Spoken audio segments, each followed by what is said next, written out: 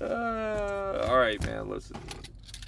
Listen. It's first thing in the morning, man. Listen, we gotta laugh, right? We gotta laugh, man. Come on, ease up.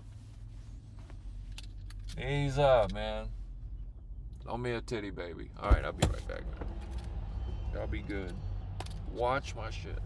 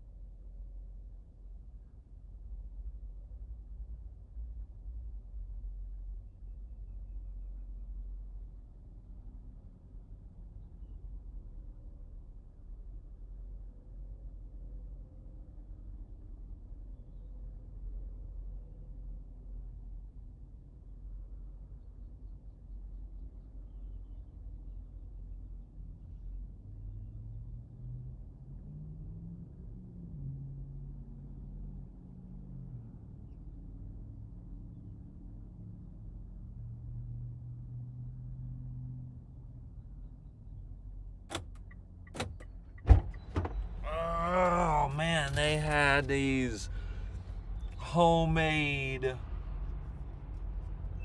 I don't know about homemade, but fresh made cinnamon rolls. Look there, right by the register too, in a cup with a clear top on it. Look, cinnamon roll with frosting and caramel and some other stuff and all kind of stuff. Just, oh man, I really wanted one, but I didn't get it. I was like, man, like, bro, ain't you supposed to be doing some push-ups or something out there, right? Like, what are you doing?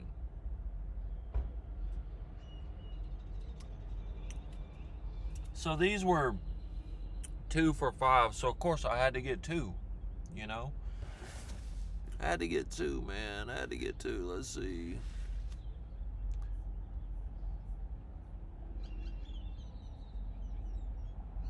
All right, man. Yeah. But anyway, look, they had these things too. This right here, Rip Van Waffle. It's 120 calories, but it's a, oh man, it says Snickerdoodle is the brand. I'll waste half of it. Oh, broke up. Oh man.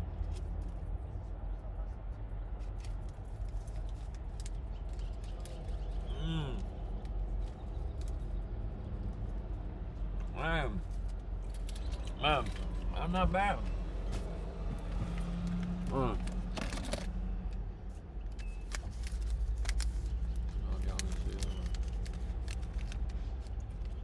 Rip Van Waffle.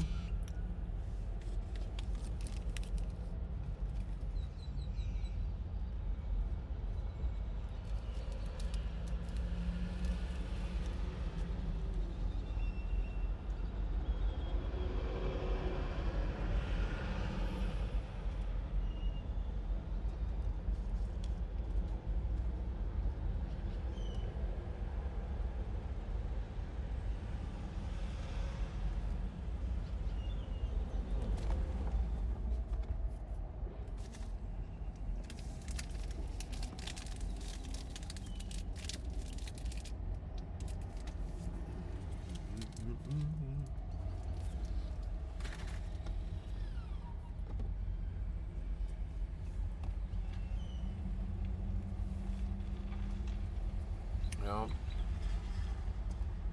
Sorry about that. All right, man.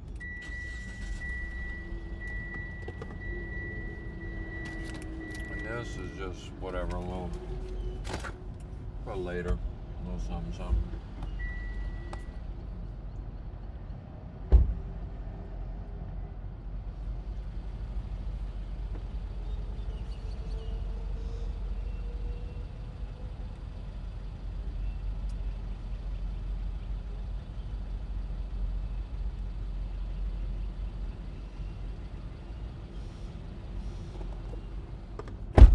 Yeah, this one's different. This one is espresso and cream. This one, I don't know, it's the only one they had. The only flavor they had. But listen, we wanna,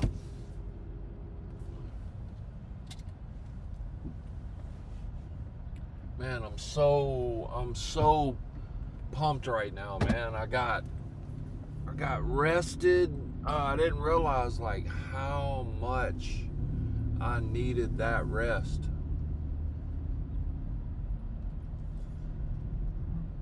Excuse me.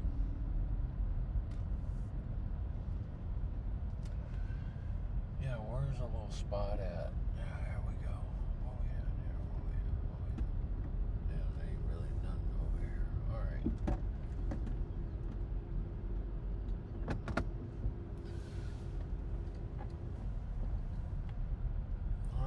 Listen, guys, we really don't have. Oh, I'll find a spot. Don't you worry. We're gonna find a spot, don't worry.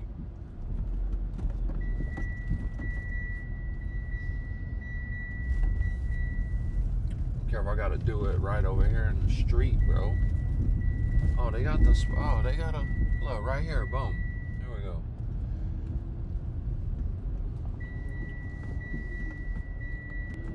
I was like trying to find a spot with the shade too, and then boo boo Nate. Quit crying. Just pull over and get it done, bro. Like just a freaking couple push-ups. Not that big a deal, dude. Alright, dude, this is it. This thing beeps when the key is like out of the slot. I'm gonna sell it.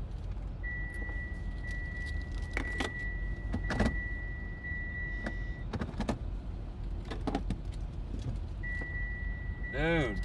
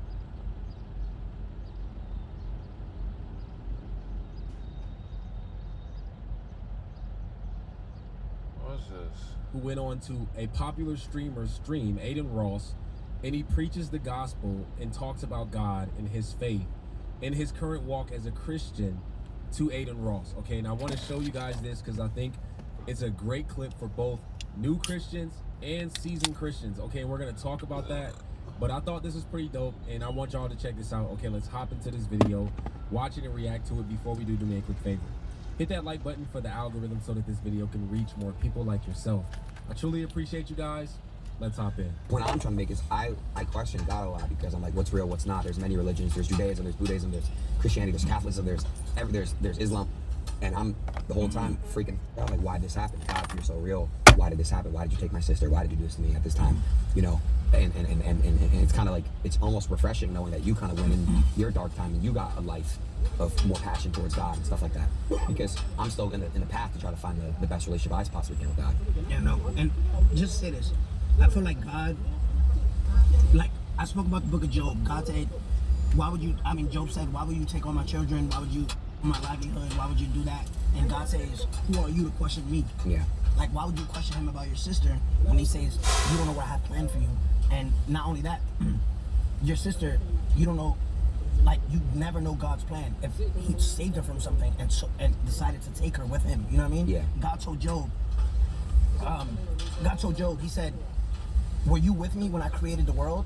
Like, literally, were you with me when I created the sky? You see those clouds, you see those stars? Yeah. Was you with me when I took dust and created man and took his rib and created a woman?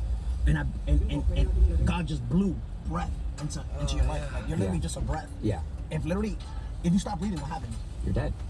It's God's breath. Your soul goes. Oh, I It's see. just in. So he told Job, were you with me those 6 days, 7 days that I created the world? So who are you to question? You never question God. Can't question God. Can I learn that now? Because there's stuff that happens after it. And I don't know how you feel about this, because I don't know if you've lost people you love and whatever. I lost my dad. Well, my question is, do you ever get like signs that like he's still there in a way? Because I get that with my sister.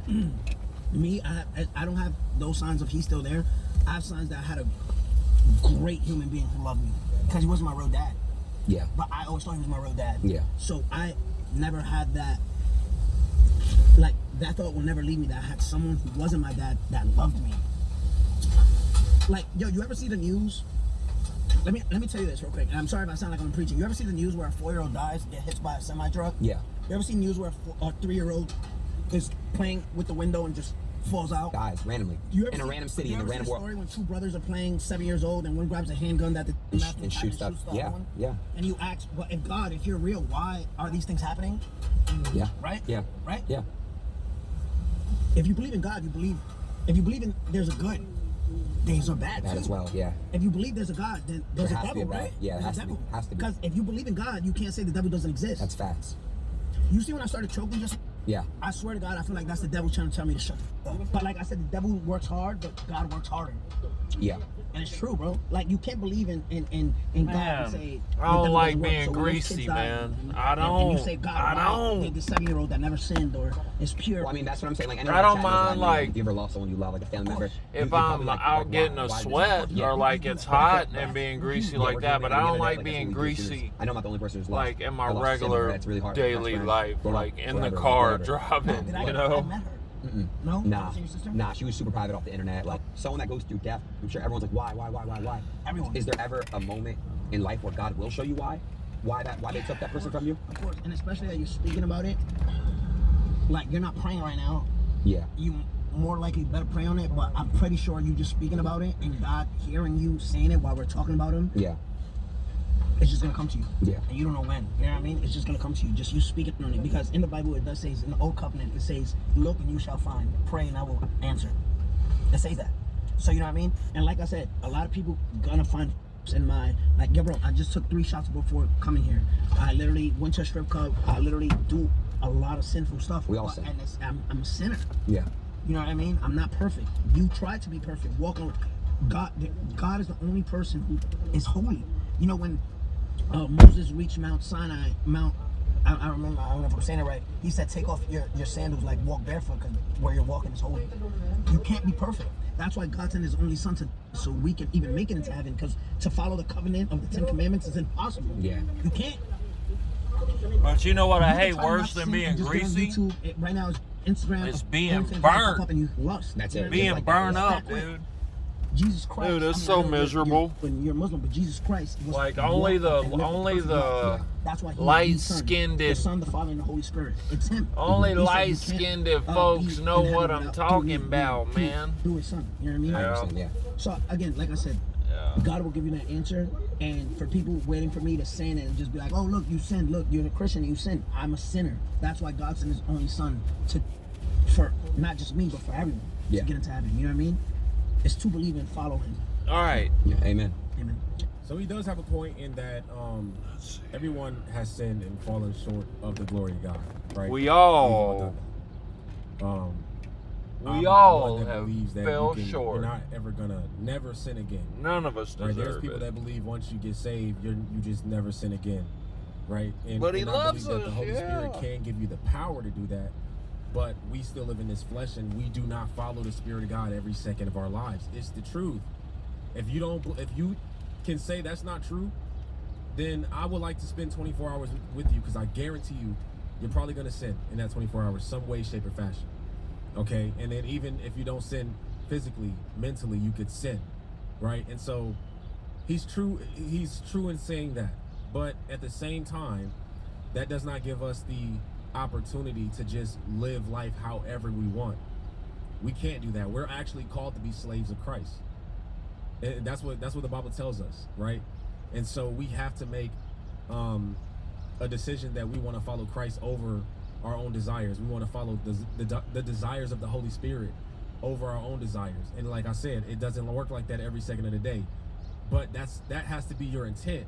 You got to wake up with a desire to follow Christ and do your best not to sin, right? And then I believe it was James in the book of James saying, when you do sin, we do have an advocate, Jesus Christ, right? But the goal is to not sin, forget the to not ring. do anything that would offend God, to not do anything that would grieve the Holy Spirit, to not break his commandments, to follow his commandments.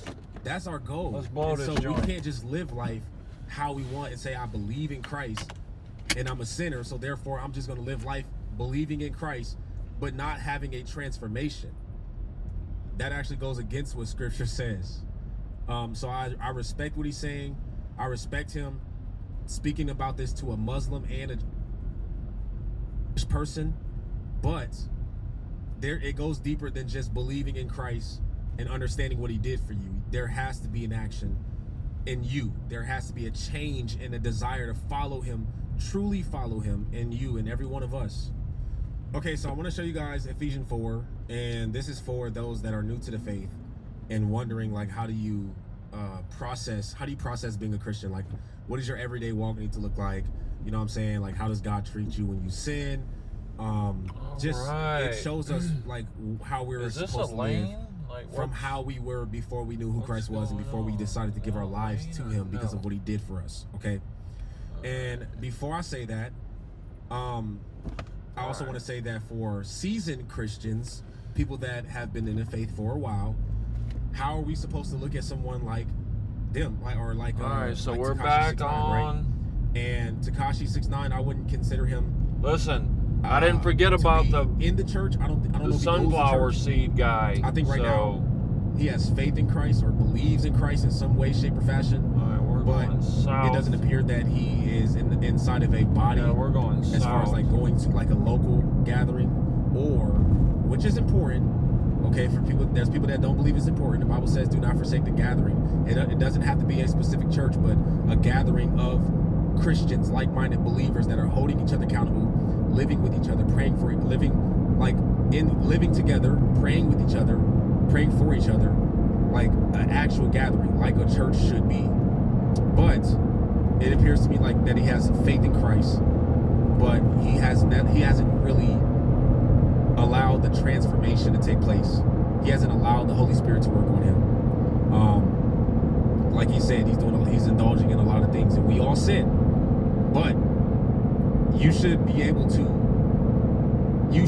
tell yourself no to some fleshly desires that you have. But yeah, look, boy, that was irritating. I don't know, it's just something irritating about that. And it doesn't appear that this isn't judgment. When you open the door, to hell or nothing. This is judgment as in me being look, a Christian. we're not talking about one sunflower seed shell. It appears that we're talking about indulging in the flesh. And this is like a quarter of a regular bag. Okay, it says like a quarter of it. That's how many spit out sunflower seeds there was right there by the trash can. Right by the trash can. And separated from the life of God because of the ignorance. You lazy piece of the hardening of their hearts. Bro.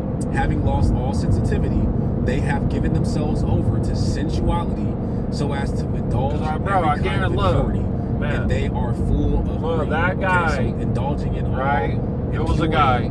Is what people do when they don't know God.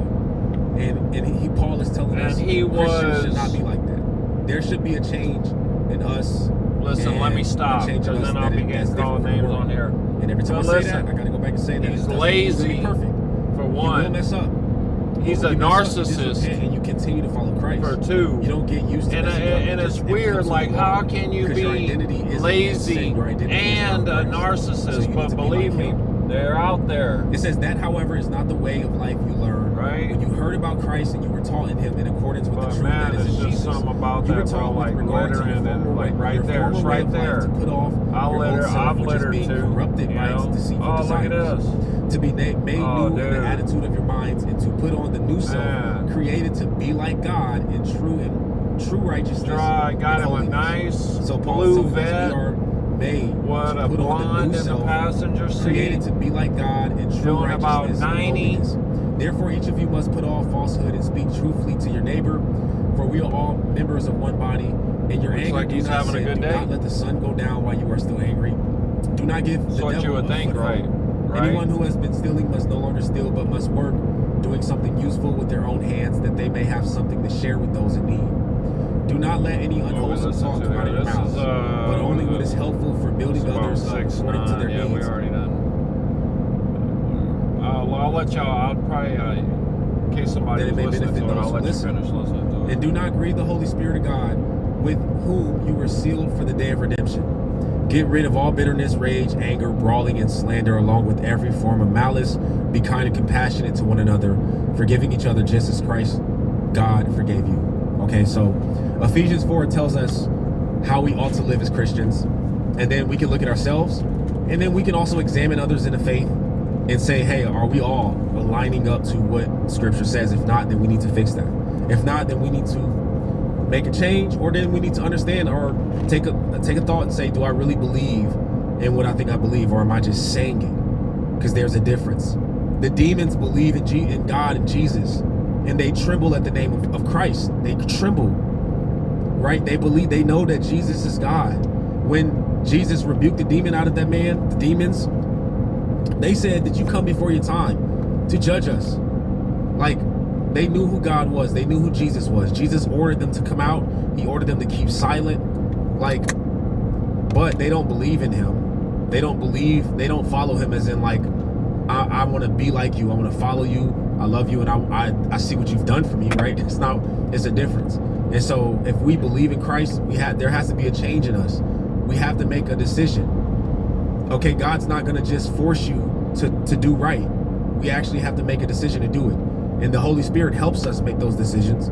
The Holy Spirit tells us what is good and what is bad, gives you discernment, gives you understanding that only comes from the Spirit of God, but you have to follow it. And that's what I'm saying about Tekashi. I see Tekashi similar to John Gabbana. If you guys know who John Gabbana is, someone who lived, a life that maybe would be similar to Tekashi. And he actually gave his life to Christ. He was reading the Bible in jail, just like Tekashi. But there was a true transformation in John Gabbana. I think I'm saying his name right. And you can see it. And it's evident. And the fruit is being shown. He's actually displaying the fruit. And so we know that he is a true follower of Christ by his fruit. And the Bible says you shall know them by their fruit. And so we got to pray for Tekashi. And look, share the videos. Hopefully he'll see it. I don't know what he watches, but we got to pray that, he would actually make the next step and surrender his life to Christ, and not just believe that God is real, but surrender his life to Christ. Because, all of our souls are on the line when it comes to that. Like, his soul is on the line. It's almost over. And we don't know how huge his testimony could be for others. We don't know what could happen out of this. We don't know what God could, has in store for him. And we just have, we got to pray that, he would make that jump, because I believe that there's a lot of people that he could witness to if he actually did, surrender his life truly to Christ, which I think is the best bet for every single individual. But I do respect him for speaking to them about God and preaching the gospel to them, since people that may not believe in the gospel. I respect that, but there definitely needs to be more to his own walk than just knowing the gospel and believing in Jesus, right? Faith alone saves you, but true faith, not having belief and then choosing to live a life opposite of what you believe. Okay, so hopefully that makes sense. All right, I know a lot of people think these videos are judging.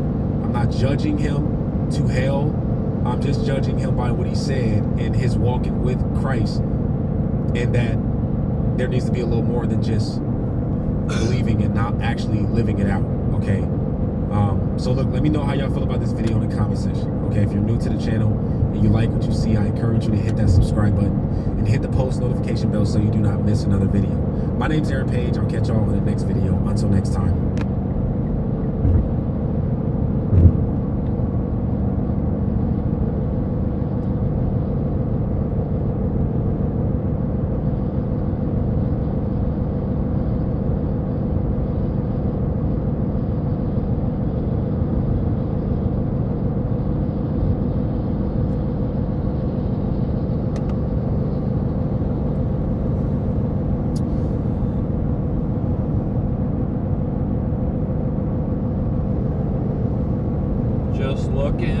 hey, if you're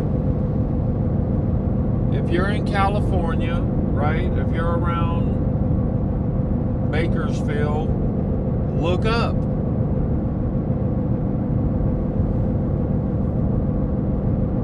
It's crazy, man. I really want some answers, dude. We already know. We already know what the answer is. The answer is like, we're polluting everything because we don't like you. We want to keep you sick. What else? What else? What else? Like, what else? This is going on all over the country. This is going on all over our country, y'all. Like, that stuff's all over our food. We're breathing it. Like, what's up with that? It's real shit. Like, I'm telling you, I've seen it. Listen, this is what started it, right? I never was. I thought that was just like, you know, conspiracy or something, you know? Well, listen. I sat there in my house one day in Walla Walla, right? I was just sitting there looking out the window, and because I couldn't believe how many of these little streaks were in the sky. I was sitting there just looking, right? And I'm like, wow, you know, I'm telling you, it must have been like, I don't know, 50 or 60 of them at least, right? Well, as I'm watching these little streaks in the sky, these little trails, it's way up there, and it was a few of them. It was like 2 or 3 of them in the area, and they was doing it at all different levels, right? And at first it was like way up there, but then I noticed they were like moving down levels, right? And we're talking time-lapsed, I would say, from the time this thing came off the plane till the time it was on the ground, I would say was, I don't know, let's say 30 minutes. 30 minutes to an hour, maybe. I don't know. It's hard to remember, you know, as how long it took, but nonetheless, 30 minutes to an hour. But man, I watched this thing come out the plane, right, and sit there and just float all the way down and all the way down onto the yard.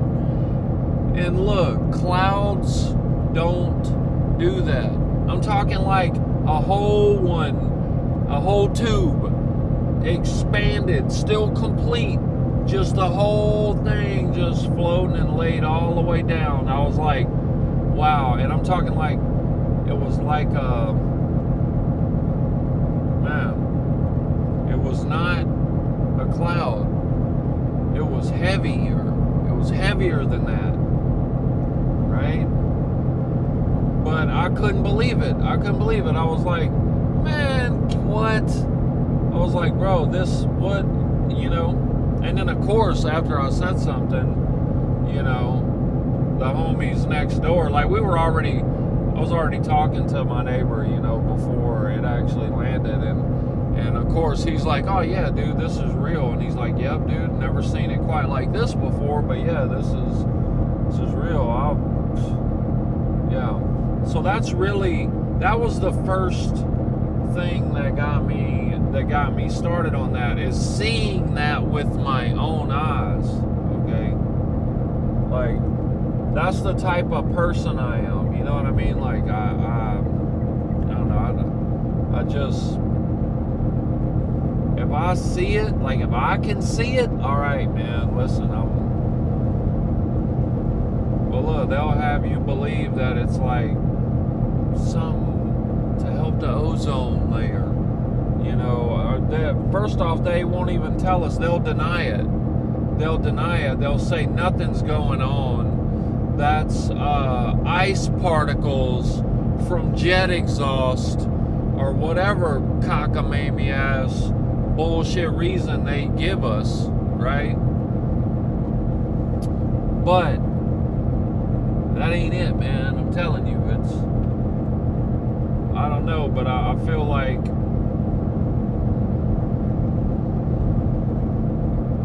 it's a more nefarious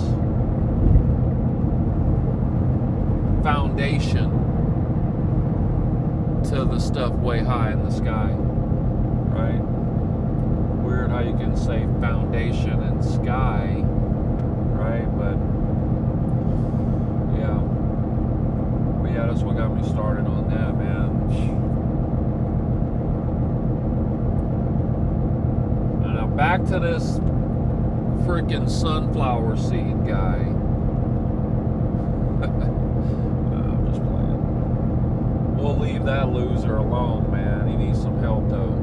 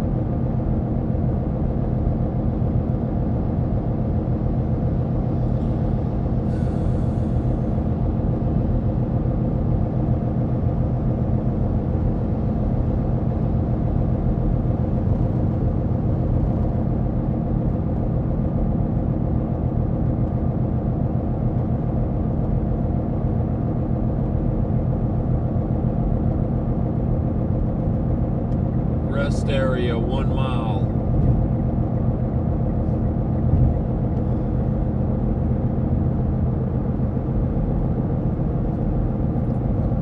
We'll just keep cruising though. We'll just keep cruising, man.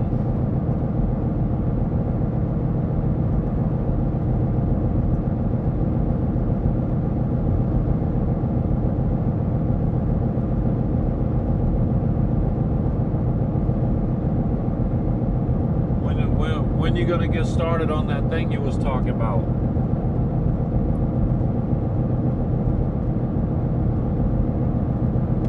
Yeah.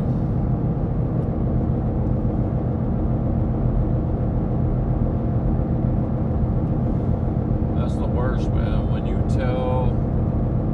you lie to yourself, when you break a promise to yourself, and that's like, I mean, it's bad breaking a promise or your word to anyone, right? But man, it's just something about it.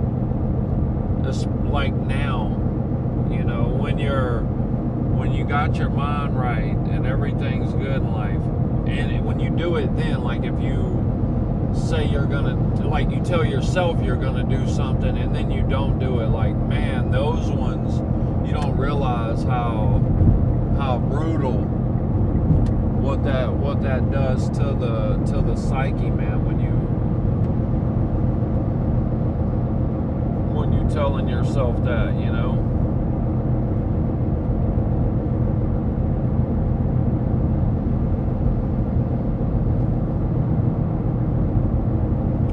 Bakersfield used 58 East. Alright, is that where we're going? We're going 58 East. I think think that's what my uncle said. But look, I ain't even looking, man. I ain't even looking. We just gonna roll, you know.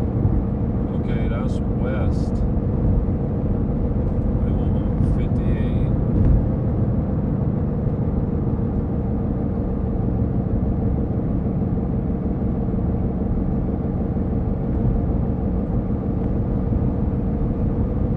Man, this country is so beautiful, man. Just like the differences in it. It's so cool. Like, man, that's what's like. You could find your, like, America is not just one way, you know?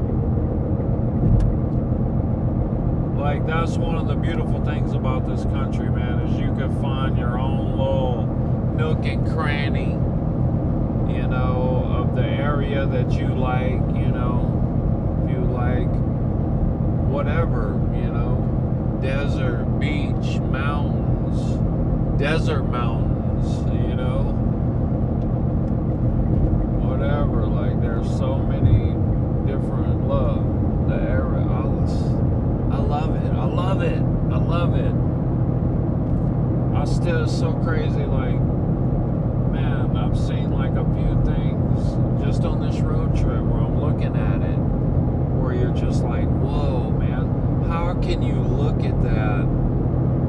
And that's, I mean, I see God's design work every day in all, man, all kind of things. But I'm talking about specifically in nature, in a scene, when you, boom, you roll through a canyon or something, you catch yourself in that perfect spot. It's just like, wow, man, like, man, God made that for us.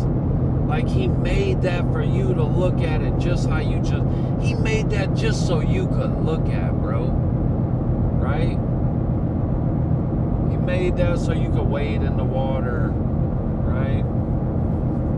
It's just amazing. I see his handiwork everywhere, but I don't see how people could not see it. It's yeah. But look, and just like they were talking, I don't know who said it, I just, in the video, but just how they were talking about in the video right there, like,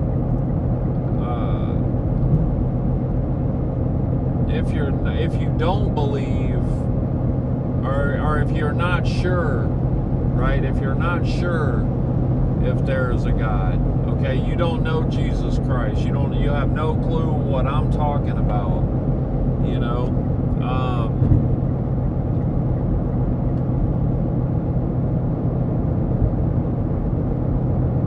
You guys, hey, hold on one second here, hold on one second.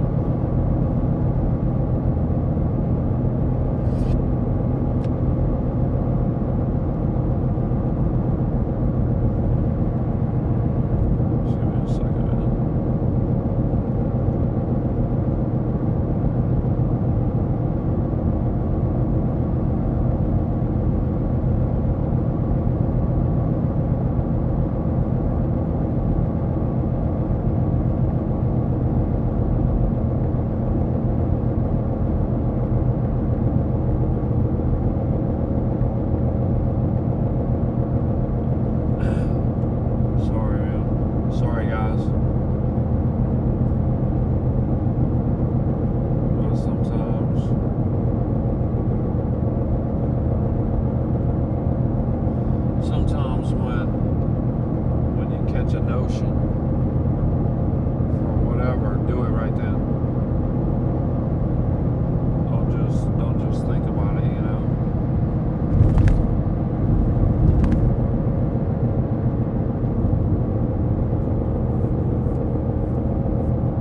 But back to what I was saying. Okay, like, let's say, like, just how they said in the video, well, they wasn't saying this part, but I'm saying this, like, if you're not sure about Jesus, you know, you just don't know or whatever, right? But you see all the evil that's going on in this world, you know. Well, you can't have, like, you gotta have, right? You gotta have, well, you can't have one without the other. So there's another major clue. If you need one, I mean, there's one right there. Like, of course, look, there's all that evil. You know, it seems like there's just an enormous amount of evil. Man, God's got 10 times that amount, and abounding love and grace and peace and understanding, and yeah. So he's got plenty.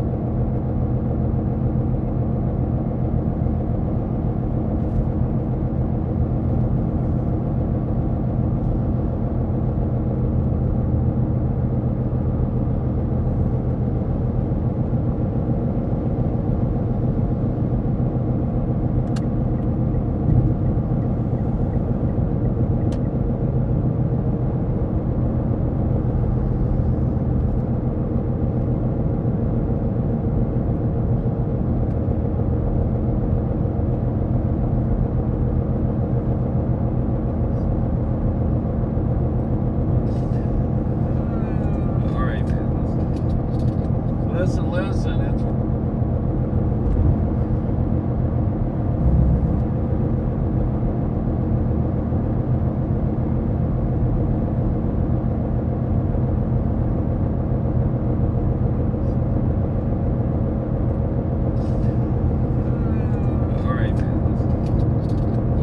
listen, it's first thing in the morning, man. Listen, we gotta laugh, right? We gotta laugh, man. Come on, ease up. Ease up, man. I'll be a teddy bear. Alright, I'll be back. Let me do watch my shit.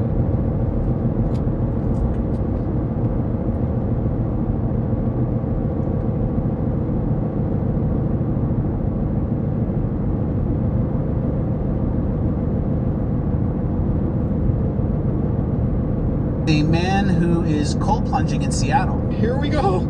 Ow, ow, ow. What the hell was that? Ow, ow. What the hell? Dude. What is... Get it out. Street rat needle. And then now the looks maxing guys and the peptide boys and the Ozempic people are going to start discarding their needles just like addicts. And it's a whirlwind. But since it's Seattle, I'm going to go with... Yeah.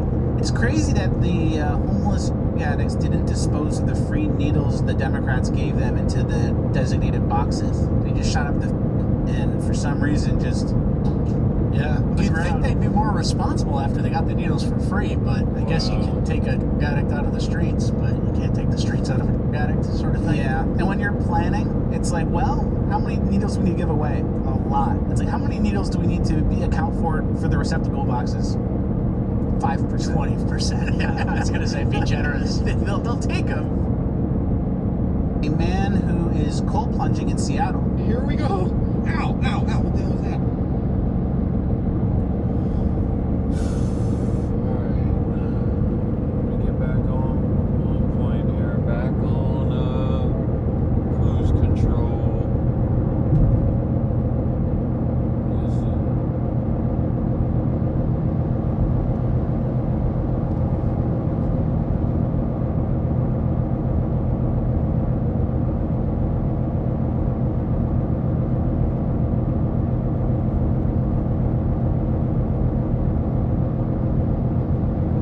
What did I say I needed to get today? What was that? A mirror. Yeah, that's it. Need to get a mirror today for shaving on the road. Yeah. I got good razors and all that good shaving cream, so I need to get a mirror. And there was something else. There was something else we wanted to get. Look, hey, I think we did good with the Starlink too. I think the Starlink was awesome, man. Like, we went through, we tested it out like around Sacramento yesterday at 5, you know, like in the evening. That's like high internet traffic times, you know.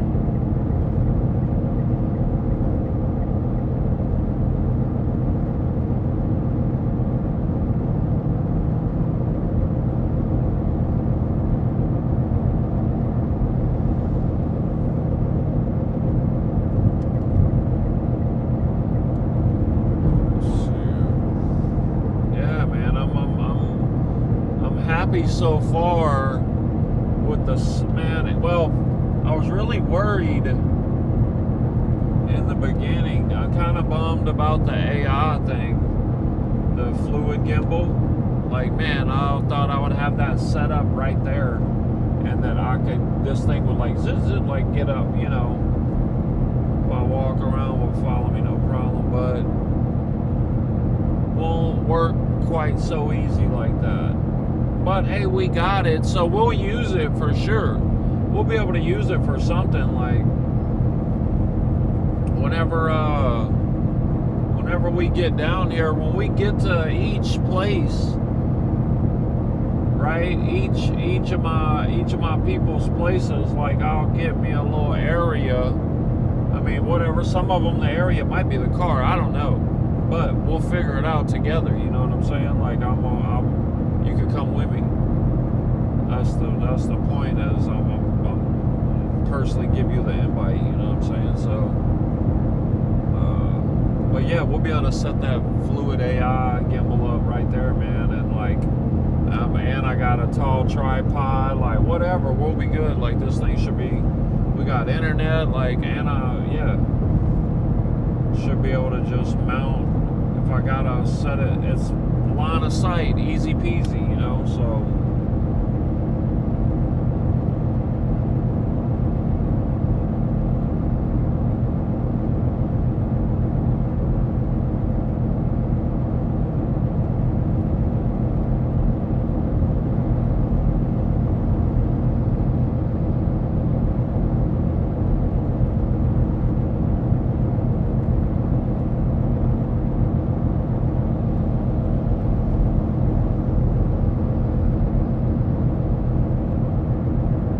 man, look, we got like, I was just sitting here thinking like,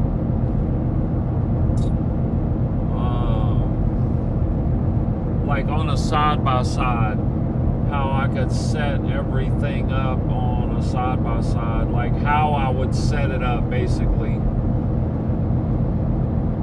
trying to think how I would set it up on there. I would definitely have to do the extra batteries. I'll go get some more. Well, not that I need an extra one, but yeah. And do it, because right now I got the cord from the GoPro to the computer, you know what I'm saying? Which I can do that out there too, but the fluid AI, if it's gonna be spinning around and whatnot, you know what I mean? Like, you can't really have a cord going to it, so it takes yeah, so, but yeah, man, we'll have that thing set up.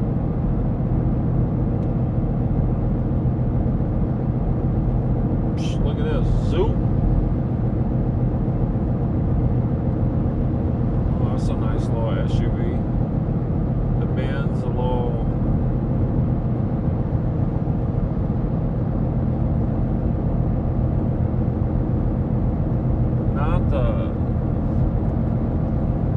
Not the G-Wagon, not that, the littler one. I can't remember what the little ones are called, but yeah, that one, I like that.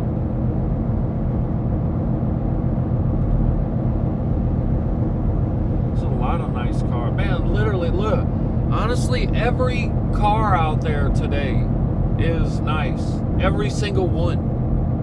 It's like they all have the same options.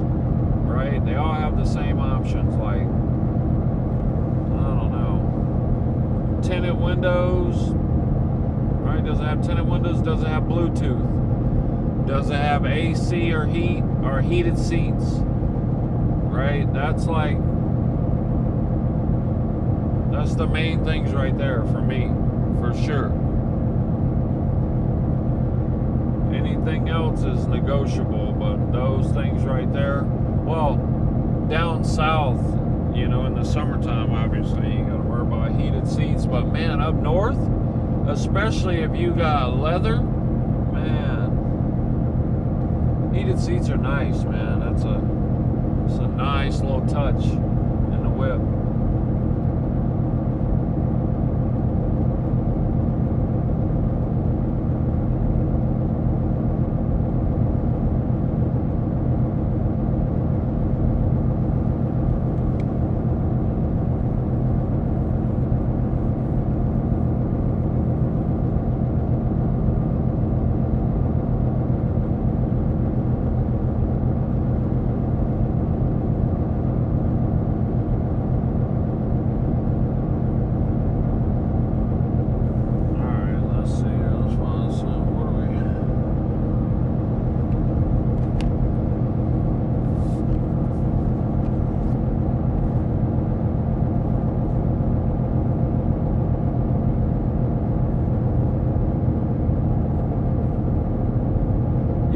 What up, Terry?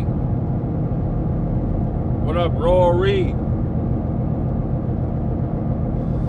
Hey, yeah, so I'm around Bakersfield, man. Bakersfield.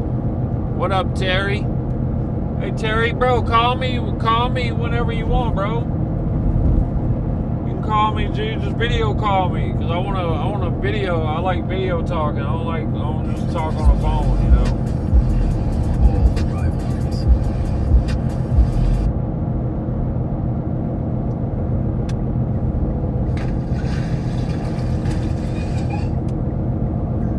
From smart digital tools to personalized help on your home buying journey, we're with you all the way home. Chase, make Man, more of that's a saying choice. I'll never forget that.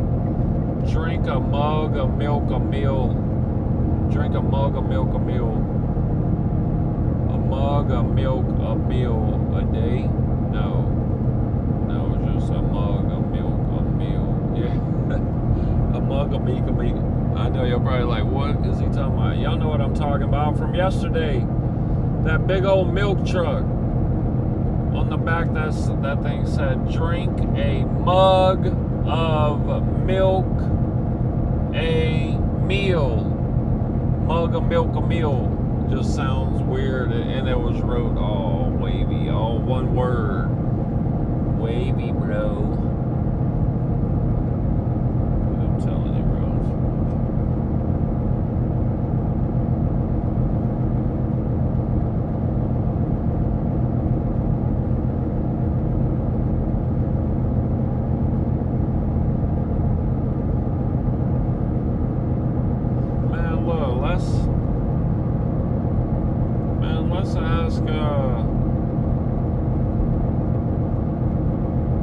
Let's ask ChatGPT what this is, man.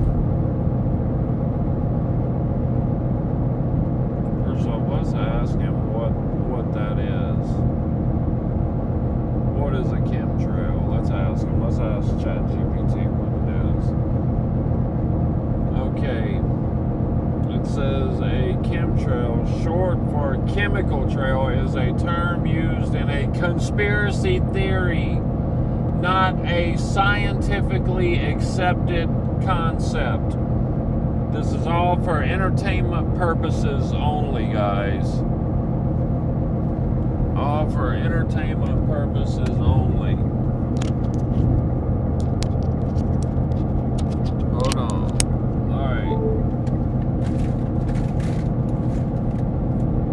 Boom, we got the charger up. Hold on.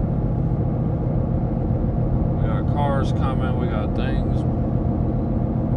Alright, there we go. Alright, I'm out the way. Alright. Say, it's not a scientifically accepted concept. Here's the clear breakdown. What people mean by chemtrails. Some believe that the white streaks left behind airplanes are actually chemicals being deliberately sprayed up. Hold on. Dang. Somebody ripped their vehicle apart.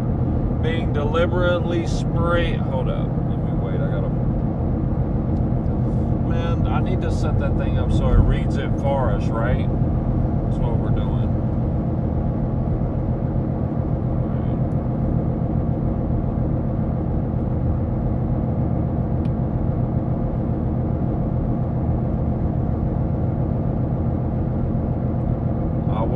Just hold on, give me a minute. It's like cars and passing and traffic and yeah.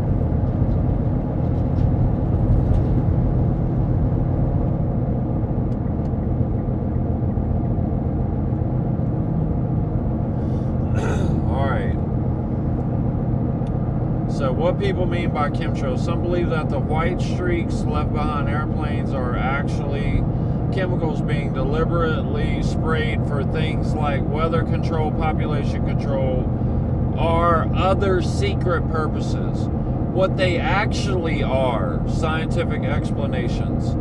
Those lines are called contrails, condensation trails. They form when, okay, here you go, guys. Here you go. Get ready. Get ready. There's the ones that know more than us, right? Here we go. Hot jet exhaust mixes with cold air at high altitudes. Water vapor condenses and freezes into tiny ice crystals. These crystals appear as white streaks in the sky, guys.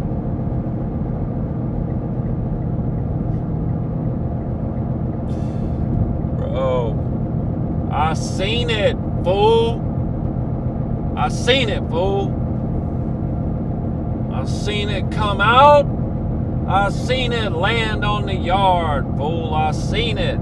And trust me, it wasn't tiny ice crystals. Because if it was, I would have made me a cold drink out of it. Bet on that.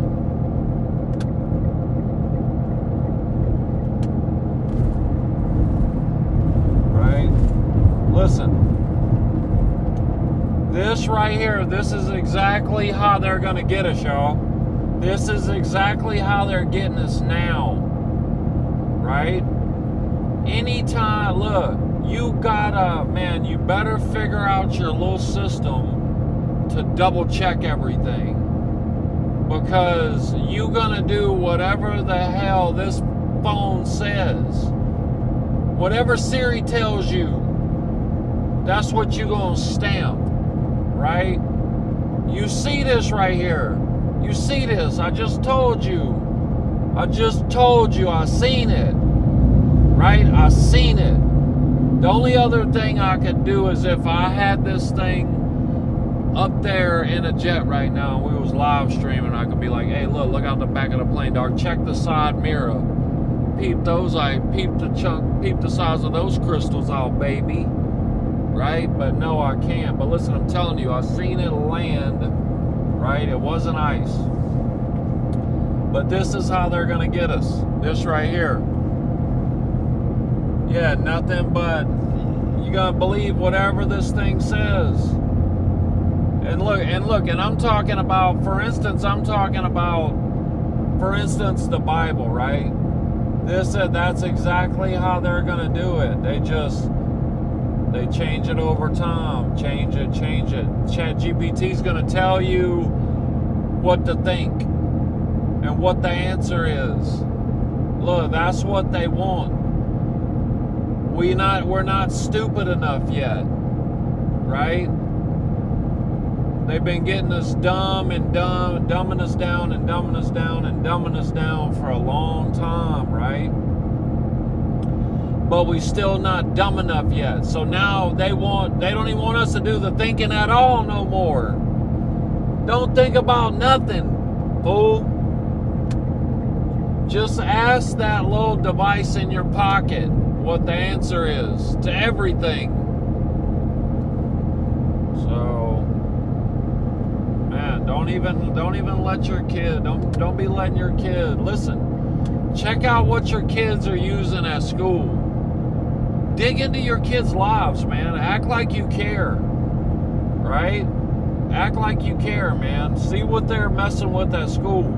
I guarantee you there's a couple of you out there that would be amazed at what they're teaching your kid. You would be amazed if you would check. And I'm not talking about amazed in a good way either. I'm talking about, I'm talking about being flabbergasted about what they're teaching your kid, your grandchild, right? What they've already taught them. So, you better check into it. Because left unchecked, are you kidding me? You see what's going on. Like, that's what happens. Look, we all made mistakes, man. All of us. We all made mistakes. I'm not sitting here like I got every answer, but what I am telling you, man, is like, when you take God out of everything, man, this is the type of stuff that happens, man.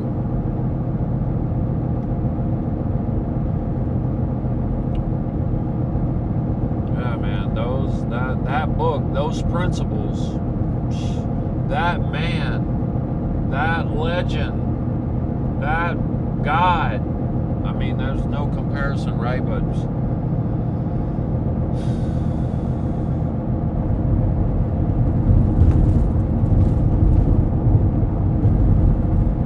all right, I think I can. All right, I can take that off now. 'Cause it's hot out there for sure. Just not trying to be sunburnt though. You know what I mean?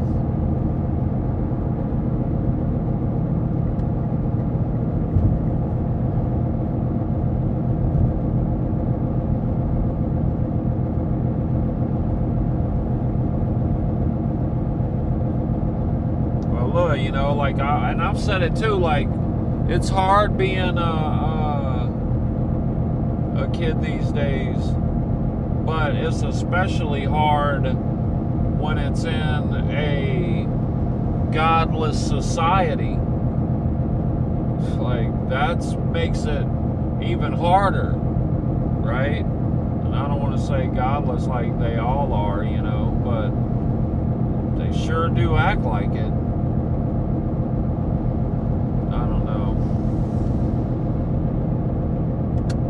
Not even as Christ to follow or a religion to follow or whatever you want to call it, but just the general principles is what to live by. To be a basic, decent human being, right? It's like you can't go. I mean, thou shalt not kill. What are we talking about here, really? You know what I mean? Like, what?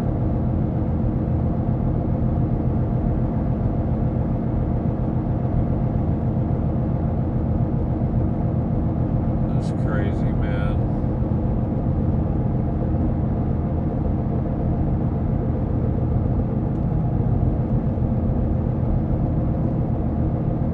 Oh, look.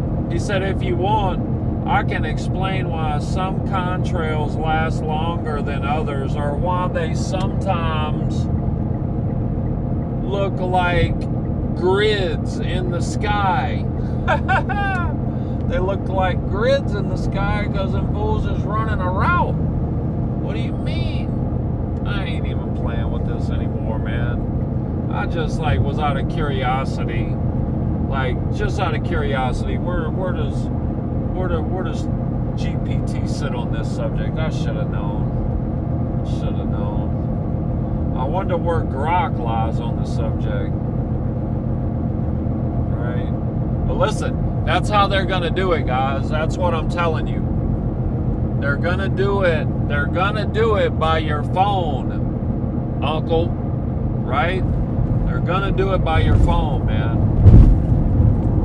Look, I'm guilty of it too. I'm always asking this or that in my phone, like, yo, what's this, what's that? Man, they're just start changing the narrative, man. They already did. Look, they're already talking about an AI. I'm not even gonna say the word G-O-D after AI. You're tripping. No way. Right? But listen, they're already doing it. There's already people following this. Look it up. There's already people out here, look, with AI girlfriends and boyfriends and yeah, man.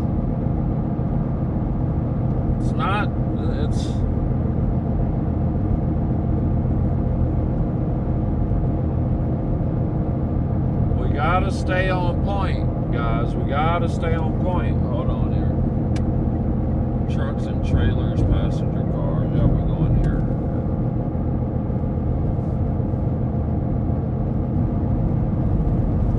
Wait, hold on here.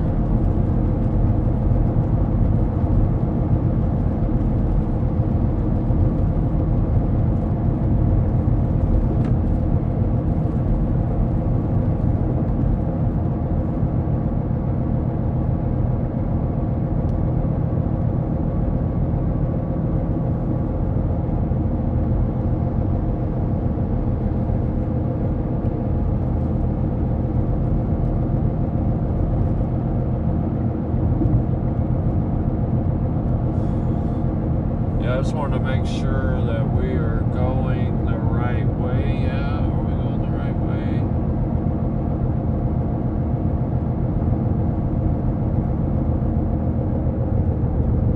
No, I think we need to turn around.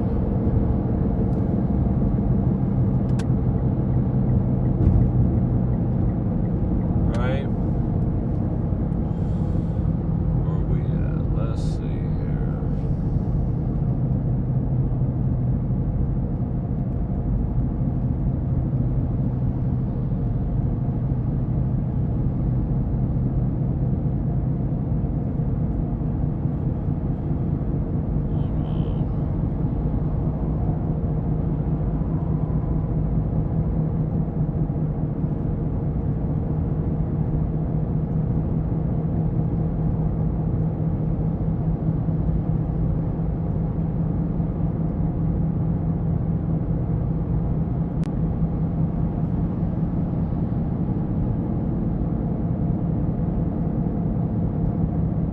I-40 East.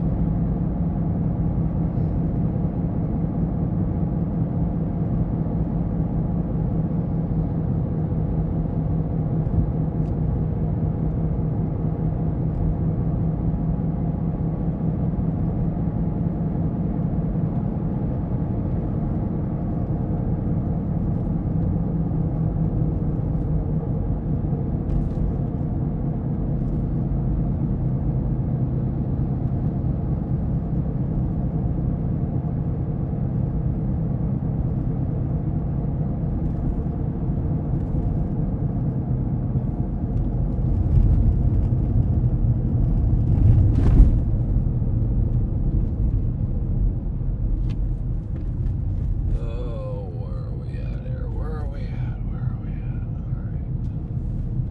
Hey, we gotta go all the way over here.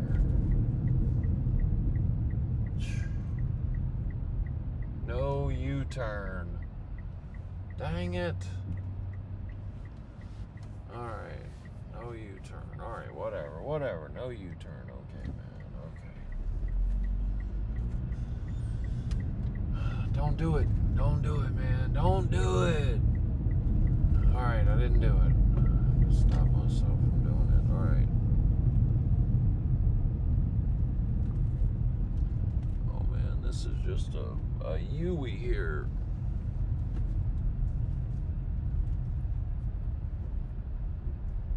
Oh, an In-N-Out burger. Oh. No, don't do it. Just keep going, man. Just keep going. Just keep going.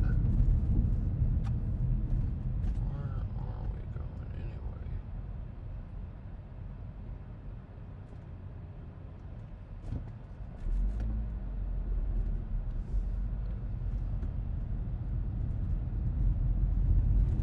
Man.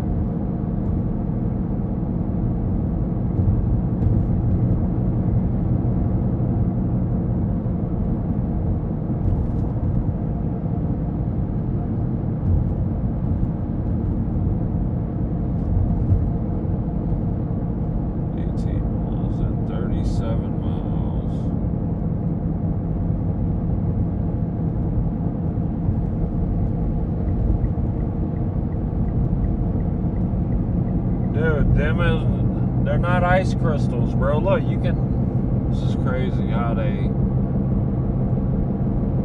Look, that's it. That's just what they wrote, and that's gonna be the answer. That's it. That's what it is. Like.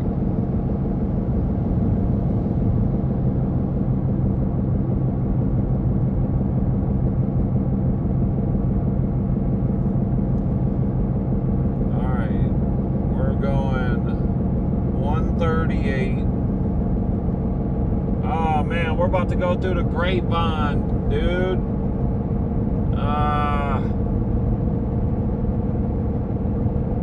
You guys, this sucks. Yeah, alright, man. Hold on. Dude. Yep. 17 miles to Lancaster. Then we're going to go 14 miles to Mojave. And 19 miles to 58. 3.7 miles to 58.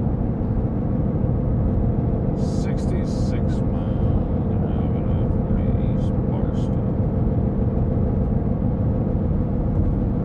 Man,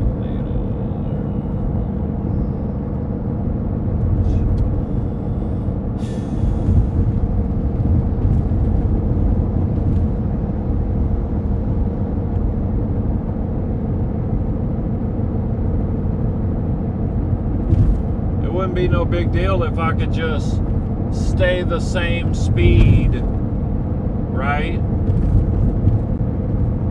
But it's never that. It's always like, what? On your car, you know?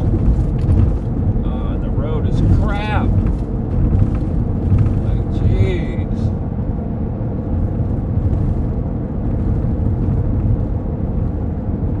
Dude, California charging you 8 something a gallon.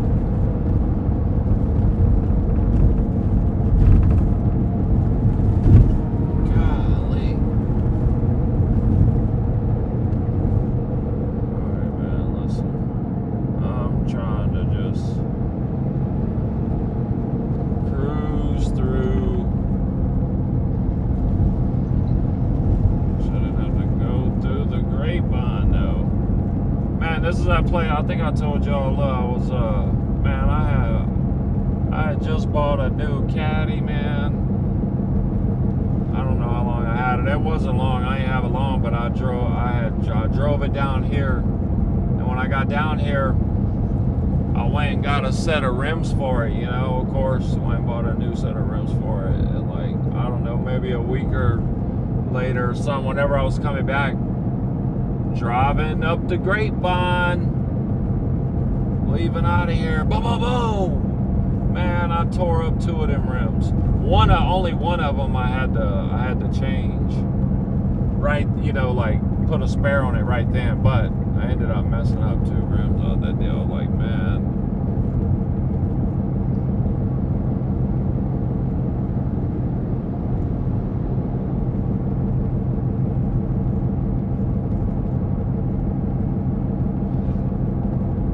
Let's see if we keep internet service, guys. I don't know, man.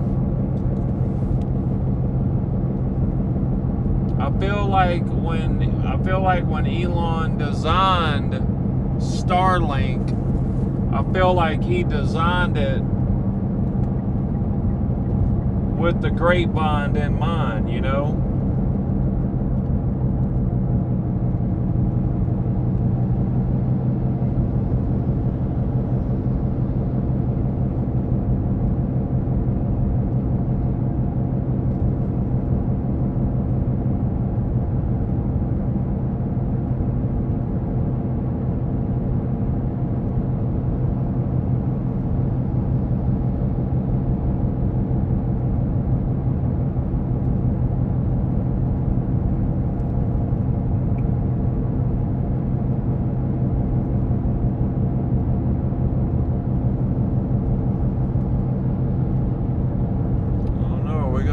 internet? Are we gonna keep internet service?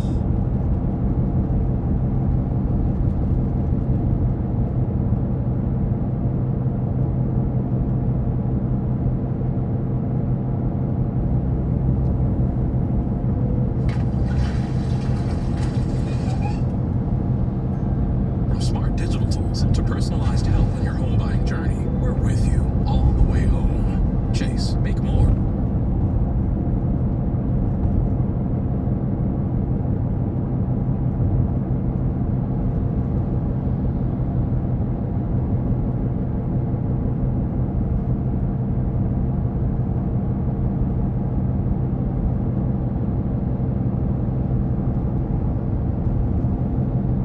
This ultra-famous mental health issue-having rapper that you thought you canceled has just made a clean $33 million after 2 sold-out shows in LA. He's been saying very odd and controversial things the entire way, but it was in 2018 when he appeared on TMZ and told everybody that slavery was a choice. Not quite sure where he was going with that line of thought, but it was in 2022 when his X account started being banned because he continually was posting swastikas and anti-Jewish rants, and very famously started espousing the virtues of Hitler in multiple interviews, telling people that he also was a Nazi. Reaching the heights of creative genius yet one more time, Kanye West released Heil Hitler.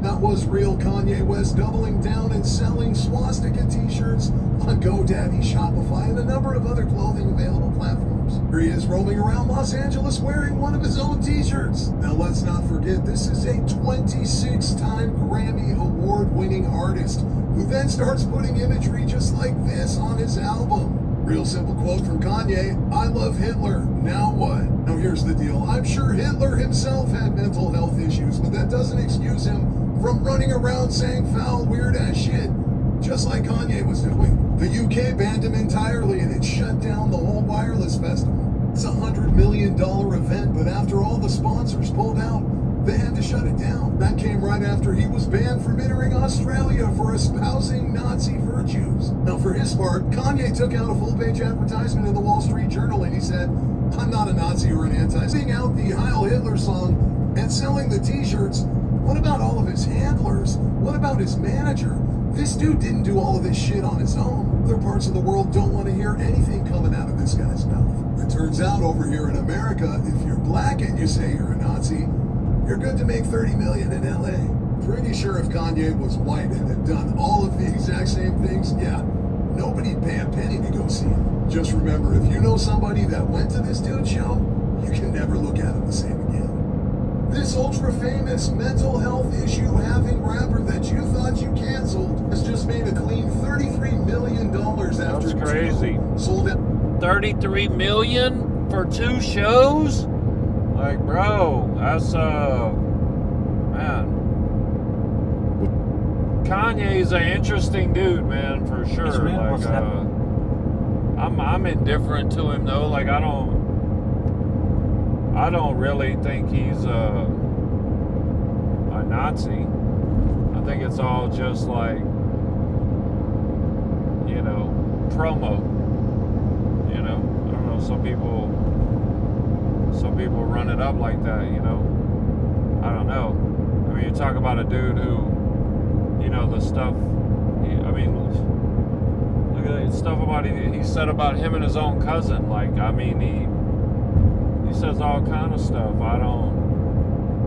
Some people take everything like literally though, but like, man, how much promo was that though? Like, how everybody in the whole world knows Kanye did this or Kanye did that. Like, man, he accomplished, I'm assuming that's what he was trying to do. So yeah, he's an interesting dude, man. I'm sure there's a lot more to him than what people see. Like everybody, you know.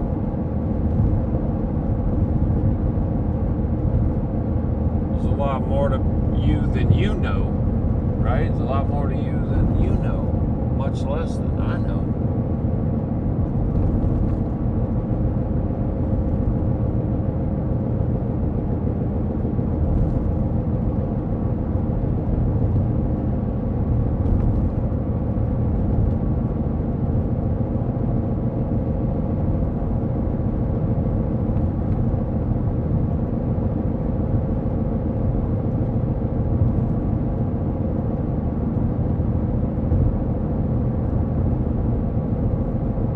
Rappers who think they're still famous but aren't. Ranking number 5. Look, that's AI. That's AI right there. Listen. Rappers who think they're still famous but aren't. Ranking number 5. Ja Rule. Dominated the charts in the early. That's all AI. That's not even, like, I don't know what's up, but it seems to be filled with that stuff. The shorts, I mean, you know.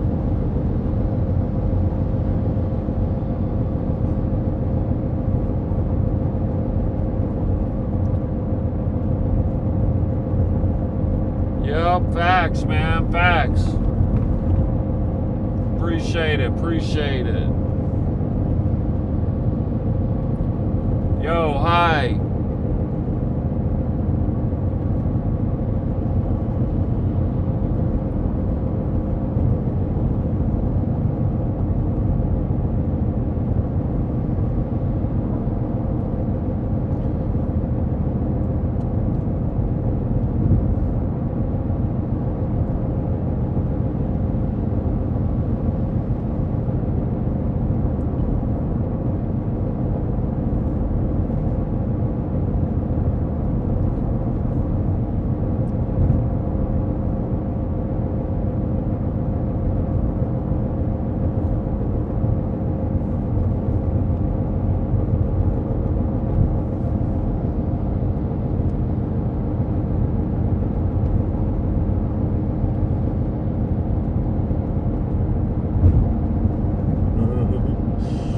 Sound good.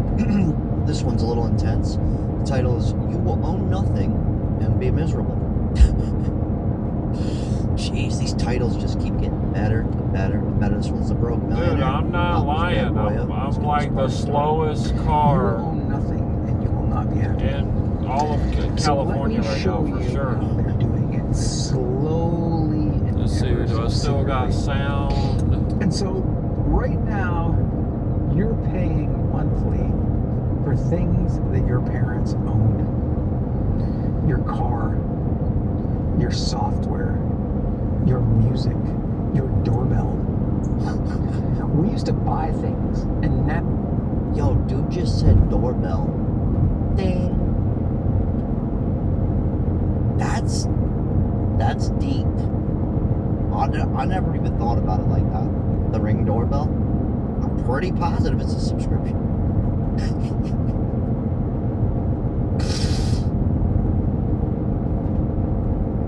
I'm not even religious, but we're gonna take a prayer right now. Now we pay a subscription to get access to them. And the second you stop paying, it all disappears.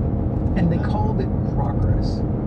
But what they actually did was turn your entire life into a monthly bill. I mean, that was the police for sure that just passed in a few us. minutes, I'm going to tell you what it's really SUV, about. cop light on it. And it's not about money.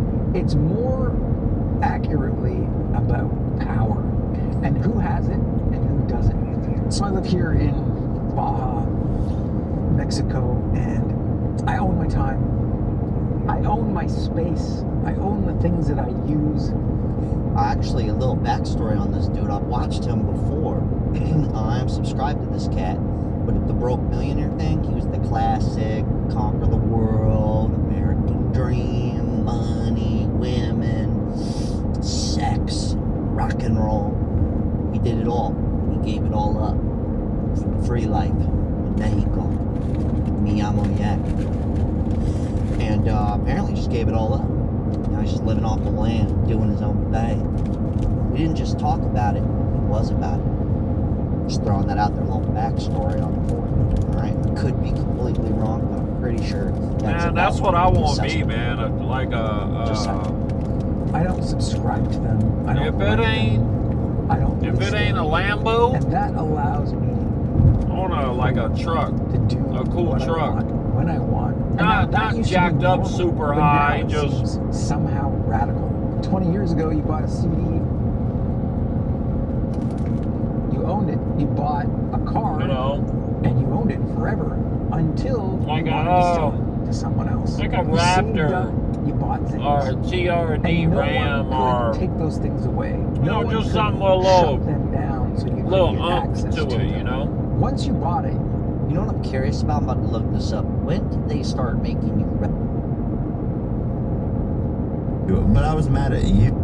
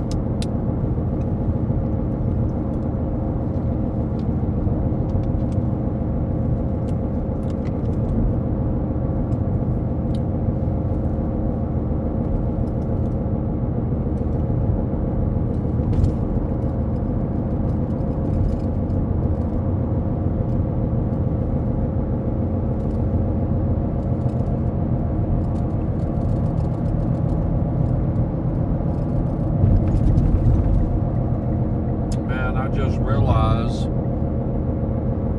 I haven't even had any nicotine yet today. Man, what time is it? You gotta be kidding me. Dang, I love that. Man. Alright, we're taking this. Exit 195. Smoky Bear.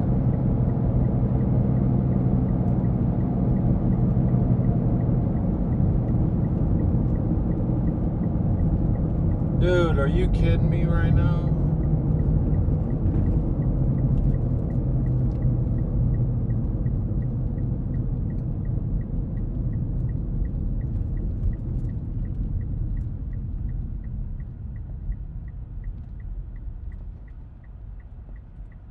Dude, are you kidding me right now? Wait, no, okay, wait. What's going on here, man?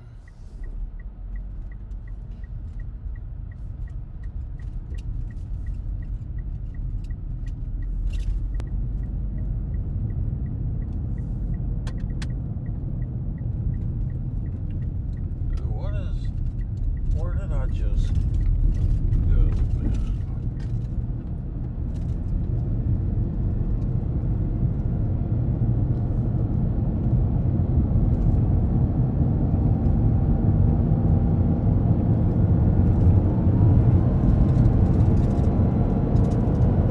Dang, right to it.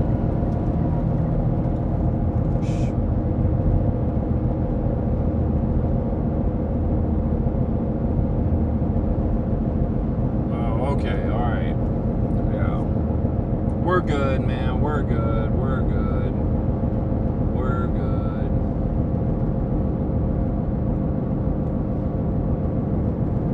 Yeah. I gotta turn this voice thing back on, that's for sure. Man, I thought, like, for some reason, because Apple Maps will get you good, boy. Like, I was going to my me and Mom and Kobe, we was going to my oldest son's wedding, right? At Renata's wedding. And man, just punched in the address and just went. Man, this thing had us go through a mountain pass like we was so unprepared. But anyway, I thought this thing literally just did that to me again right now. So, but it didn't. We're good. I was like, dude, did I just literally go through the grapevine for nothing? Like, what?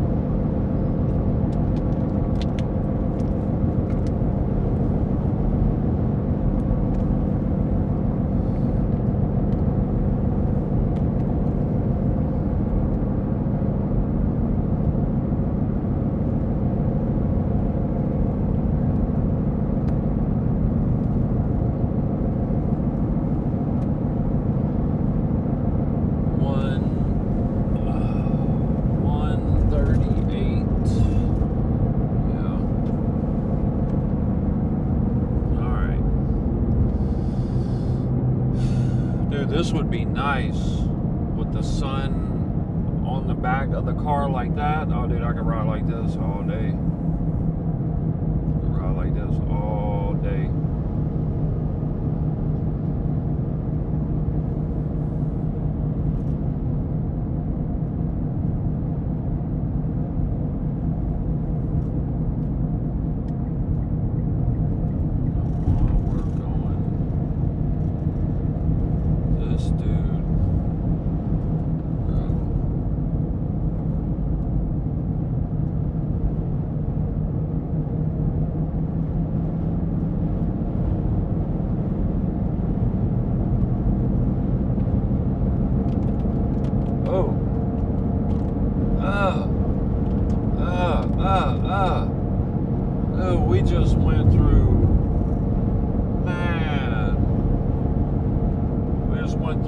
Did you hear them hitting the windshield?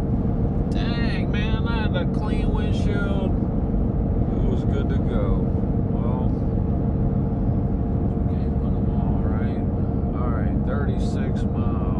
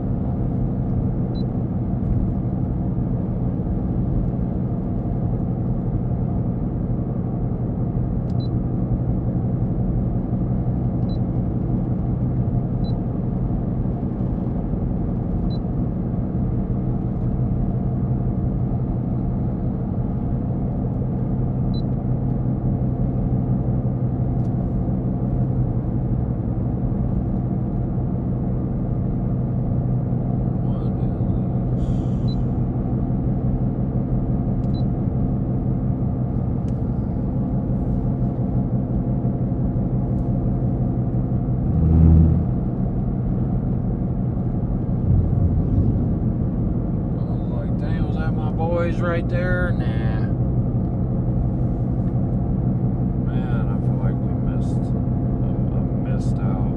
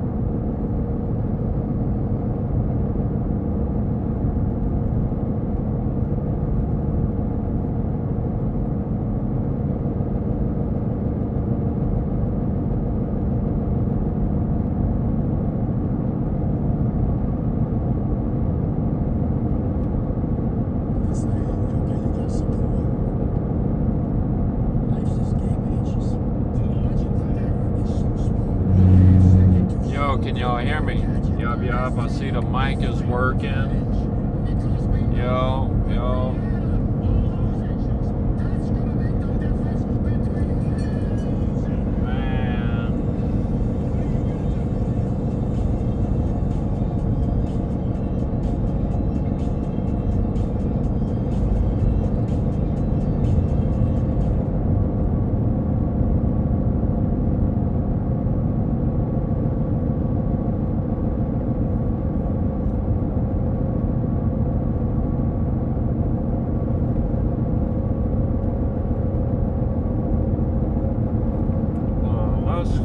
Let's call the homie up, man. Let's see what the homie's doing, bro. Let's see what's up here.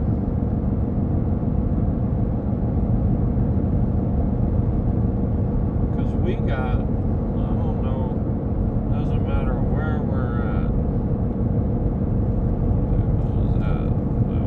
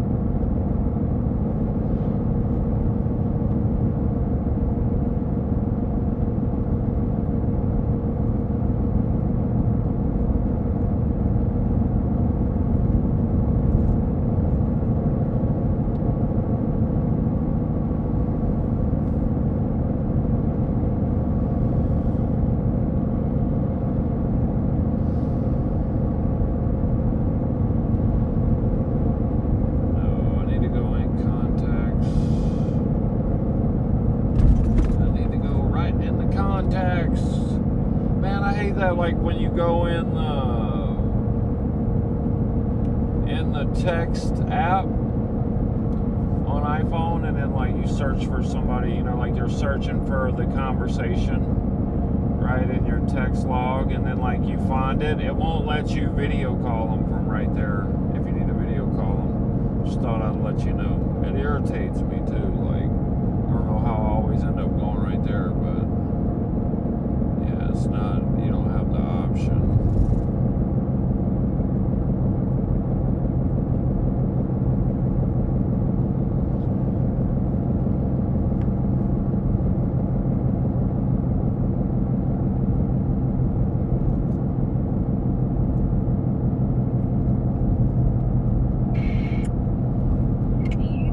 Hey, what's going on? Are you? Do what? Got him back to the podiatrist? Oh.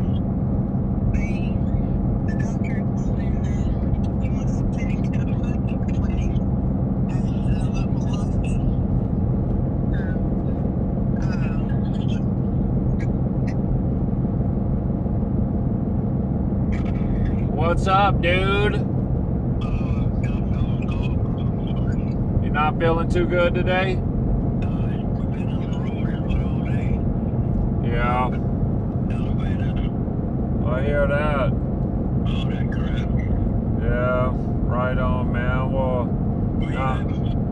do what? I'm right close to Bakersfield. Yeah, I'm about to get on I-40. Yeah, about to get on I-40, man. Headed east. So, yeah. No, I was just thinking about you. I'm like, man, let me hit up. I didn't talk to you all day yesterday. You know what I'm saying? Just figured I'd hit you up, see how you doing, brother.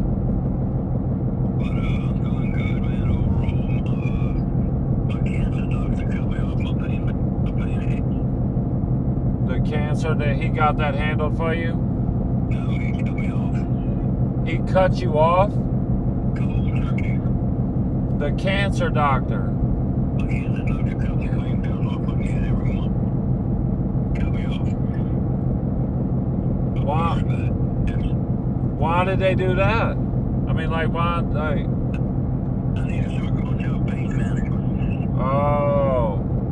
Like something that specializes in that? Yeah. So when did they give you the one to go to? Yeah, they're gonna set me up with one, but not until July.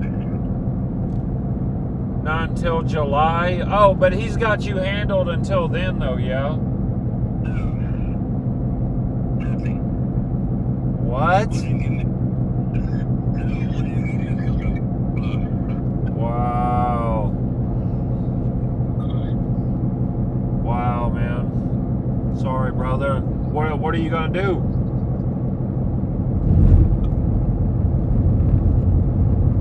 Hello? Hey, your sound is messed up. Alright, I can hear you now. Okay. Yeah, I got a feel, but not near enough, you know. I mean, and my doctor went to this morning. He's gonna write me a few. I got some pain by ear and shit, you know. Yeah, why you gotta wait till July?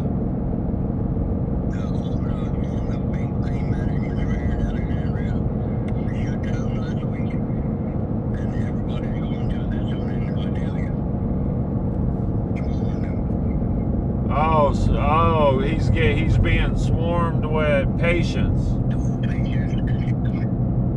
Yeah. Bro, I know, dude. I wish you didn't have to go through that, brother. I know you don't want to be taking that stuff, you know. I know, bro. I know, bro. Wish you didn't have to, dog. Wish you didn't have to, man. But hey, so what are you in the hospital for right now? Right?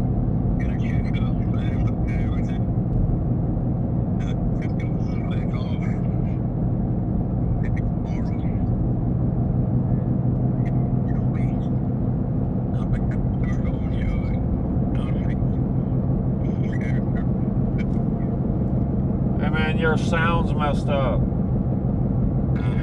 Alright, I can hear you a little bit now. Like, yeah, you got bad service over there?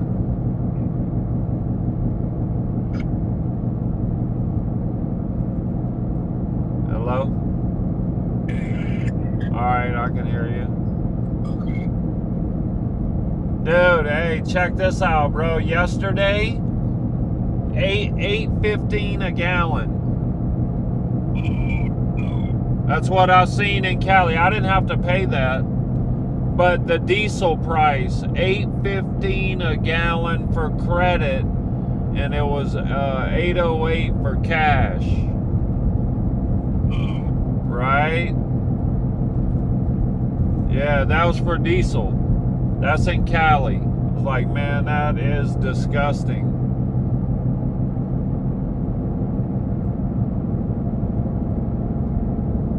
Hey, your sound's gone, bro. No sound.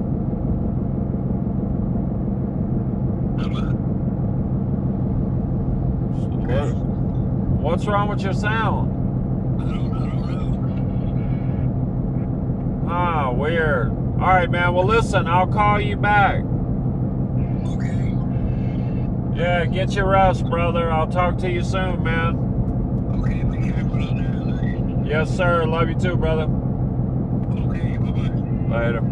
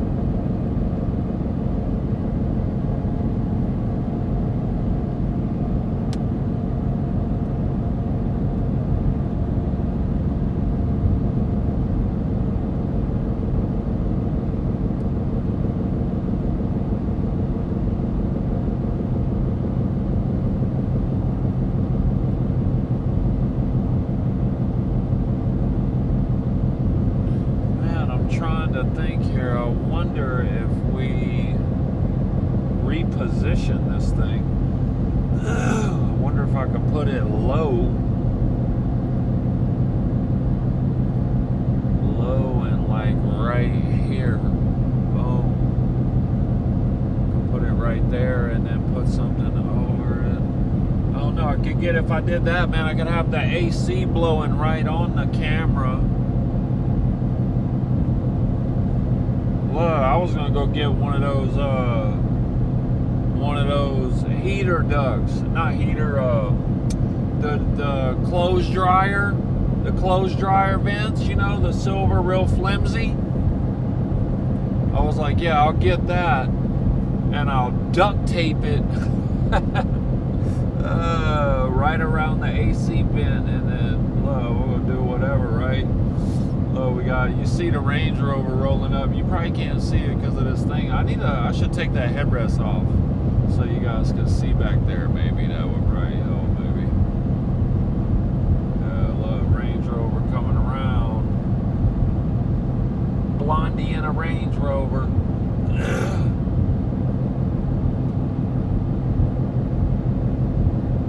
course says Vow Pact. Vow Pact, P-A-C-T. I don't know who that is. No, who that be?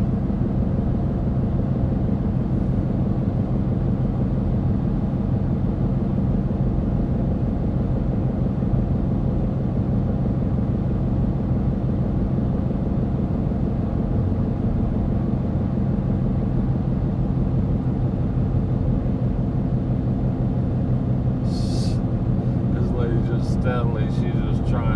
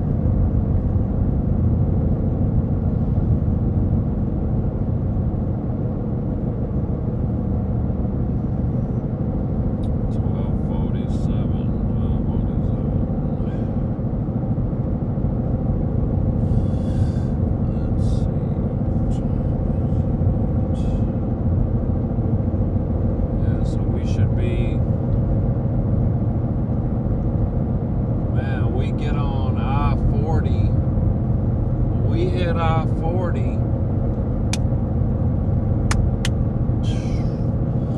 man, we just rolling, man. We hit I-40, we just killing time, so we get off and what do you say? I think we get off in like Dallas or something like that. Dallas, Fort Worth. Yeah.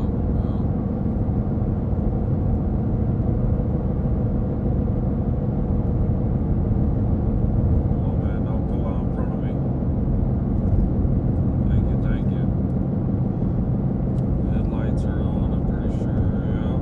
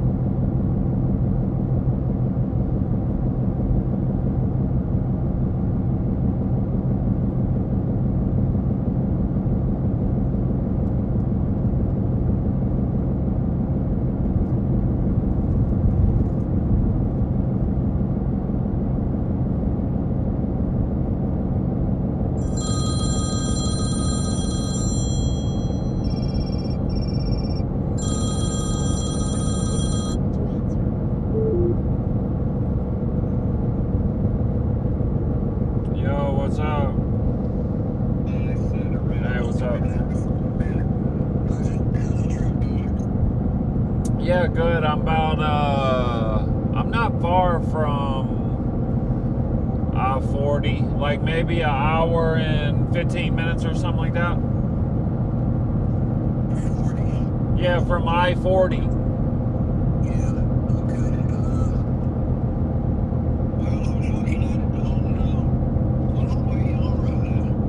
I am going to, I'm almost to, I'll be to, what am I on? It's 4 miles until I hit 14 north to Mojave.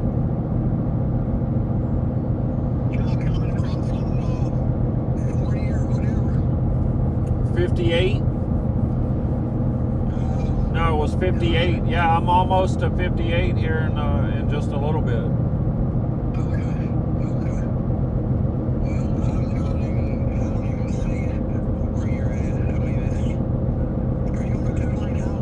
Yeah.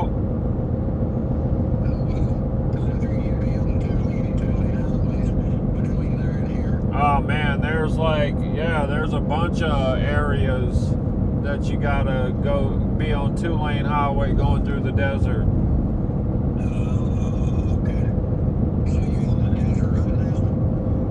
Kinda, sorta, yeah, it's definitely desert. Yeah. I'm on 138. Yeah.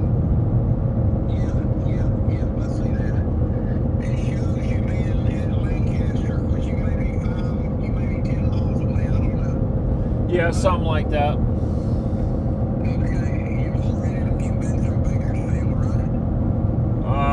Yeah. Yeah, but I'm on 138. I just passed 55th Street.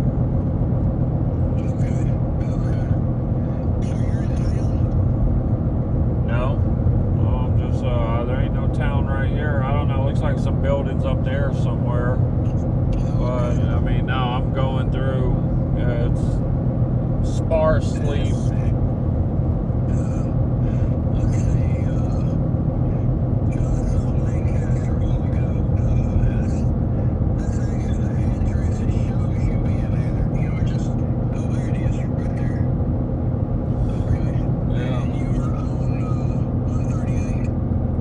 Yep, I'm like two miles from, yeah. But yeah, I'll be on 40 here shortly.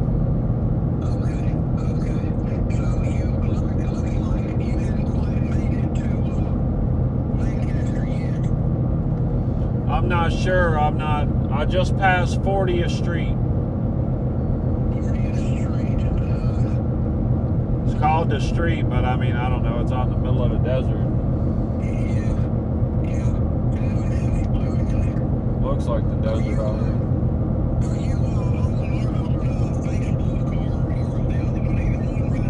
Yeah. Yeah.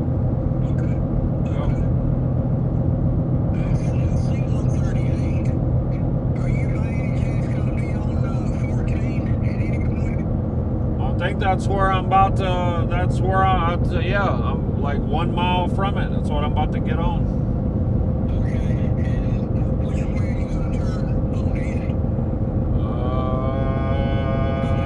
Well, you turn right, but it's just a loop. It loops you when you go left. You know, I'm going left, but the exit, you know. But anyway, I'm about to get on right now.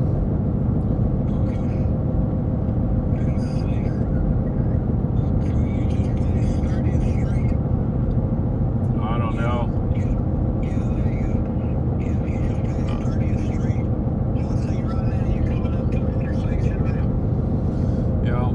Yep. I'm about to get on right now. 14 north. Yeah, I'm going 14 north.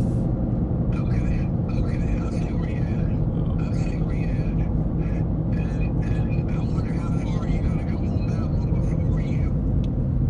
Well, I'll tell you here in a second. As soon as it switches, it gives you the mileage. I don't know. I don't have much left. I mean, probably, I don't know, 70 miles, I'm guessing, or something, 60 miles or something like that left all until I hit I-40.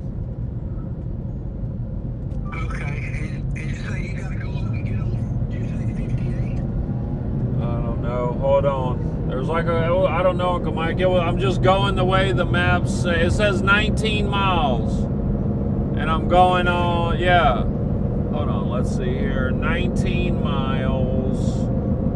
19 miles. Yep. Wait, hold on. 19 miles. Stay on 14 north, and then 3.7 miles to 58, and then it's 66 miles. 68 miles to I-40. So I got about like 80 miles left or something, 80, 90 miles left. 80 miles, 66, 86, yep, 90 miles or so. You get on 58 at Mojave, and then you get on 40 at Barstow. Yep.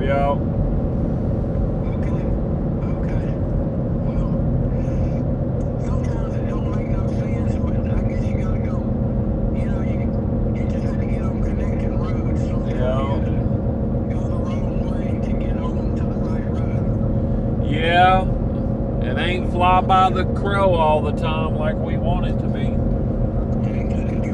Alright, what you up to today? What's left to do? What's left to do on it? No, I mean to get it dry, like where we can cruise it around.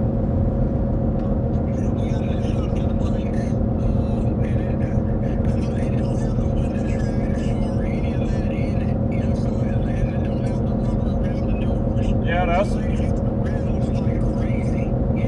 yeah, well.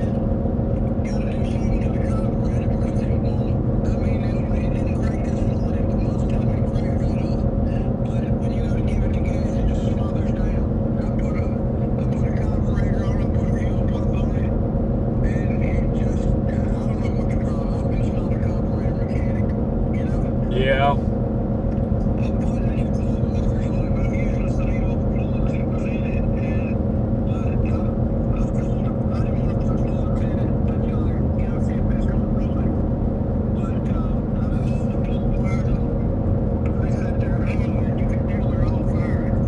Yeah. All right, on. That's good. Well, I'll help you bleed them brakes when I get there.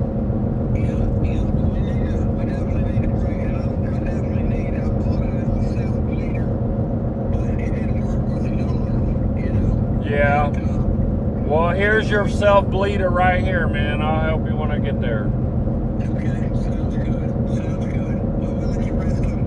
We'll let you rest up a few minutes before we... Oh, man, look, I'll be ready. Oh, man, look, I feel so much better after that sleep last night, man. I woke up immediately like, oh, yeah, man, just... I didn't wake up, not the first time after I laid down and went to sleep. The first time I woke up, it was like 6:05. I said, yep, I'm laying right back down. I laid down for another hour and then I got up and started doing.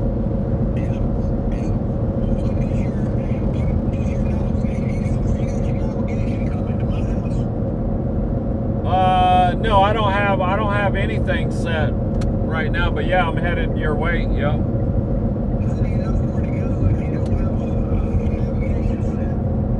Well, I mean, I know which way I'm going. I know I just set it to the way I know I'm the next destination I know I'm going. Because I'm not trying to have that. If I put that on my phone at the beginning of the trip, man, I ain't gonna be able to use it. It'll be so much, I can't have that sitting on there all the time. It'll be popping up when I'm trying to do a TikTok live, or popping up when I'm trying to talk to you right now, or popping up when I don't want it. So I don't do that. I just, I know I'm going to I-40, right? And you said I'm going to Dallas. Am I getting off in Dallas, you said? Well, it ain't no big deal. You ain't got to look at it right now, man. It ain't no big deal. I know I'm going to I-40, and I got a long time on I-40, so I ain't. You gotta go to Albuquerque, at least to Albuquerque on 40, and then, let's see, and then from Albuquerque, let's see, I think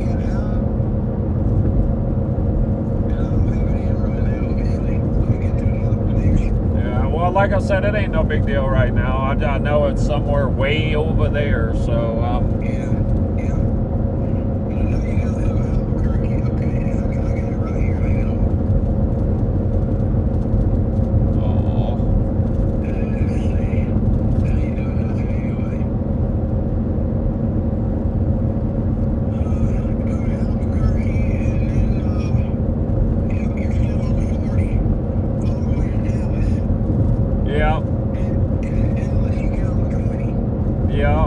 switch over in Dallas. Yeah, you switch over to 20 in Dallas, and you stay on 20 till you get to Jackson,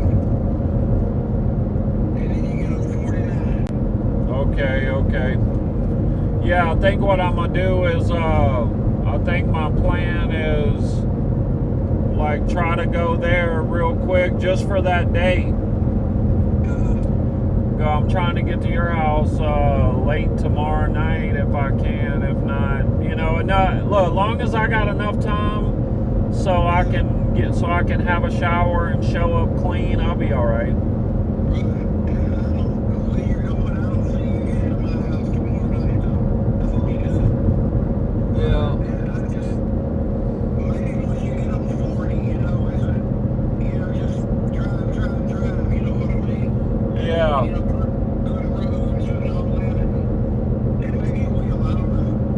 Yeah, we'll be fine, man. We'll make it. If not, I know I'll make it for the party. I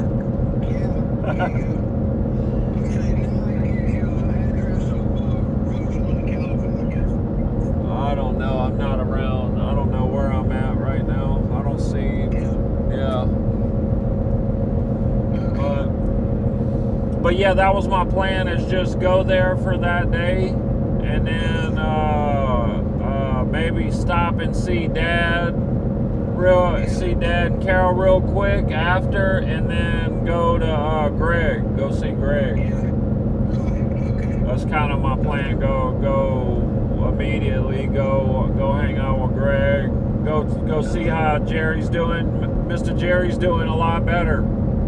I haven't had a chance to tell you, but Root called me the day, I want to say it was like a day or two before I was leaving, and told me that, yeah, he's doing a lot better. And only thing he said it's going to be a long road. And I said, yeah, I hear that, man. I told him that if he needs any help, because, they got to feed, he's got a bunch of cows and all kind of stuff that they got to do over there. So I told him, I was like, well, if you need a hand with anything, I'll help you when I get there,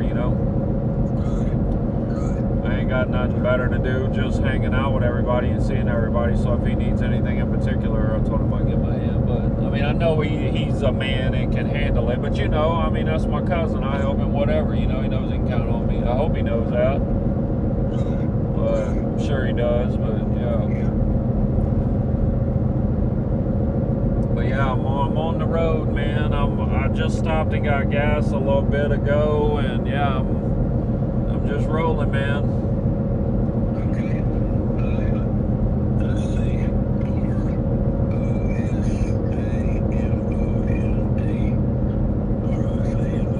Rockland, California. That's the address that it's given now.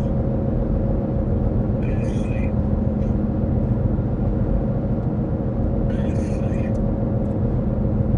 Bacchus Road. 1 mile. I'm about to roll up on it.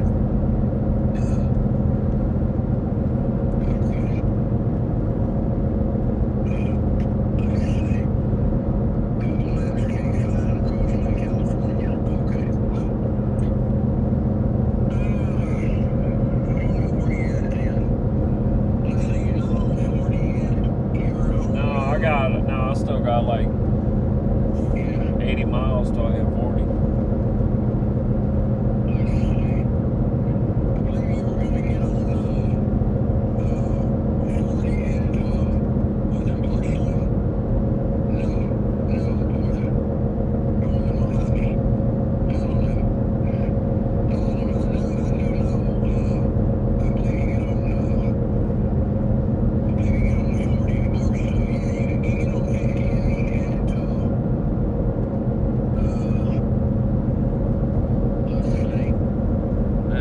Out here. I love the way the desert looks. I have never been out in what they call a desert in Texas, but it's got a lot of, when you see the bushes and stuff. Yeah. Well, I ain't never been in a real desert like the Sahara or something. I think I drove through like Death Valley. I've been through Death Valley, so that's desert for sure. But yeah, they have little, they got the little tumbleweeds and grass bushes and all of that stuff and there too. But Okay. Yep, it says Mojave 6 miles, Bishop or California City 12 miles. Okay. I think you're gonna take a ride in Mojave. Yeah. All right. So you're 6 miles from there. Okay. But I'll give you can call me later today, or I'll give you a call later. I'll be on, I'm sure if you check in about an hour or call me back or something, I'll be on 40. Okay. Sounds good. I may gotta make sure I get out there and get busy. I don't even realize what time it is. Yeah, no worries, man. No big deal. Alright, be careful. All right, man. Be careful out there on that truck. Love you, man. I love you. Bye-bye.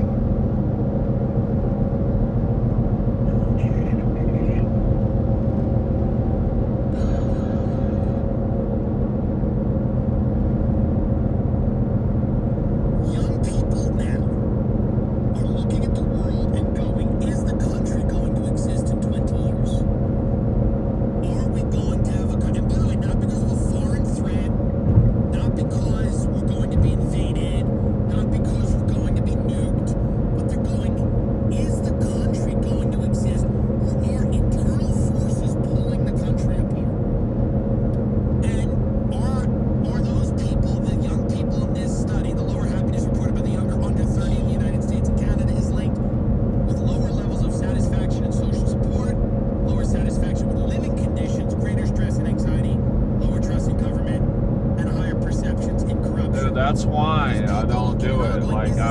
You can't get the thing to charge.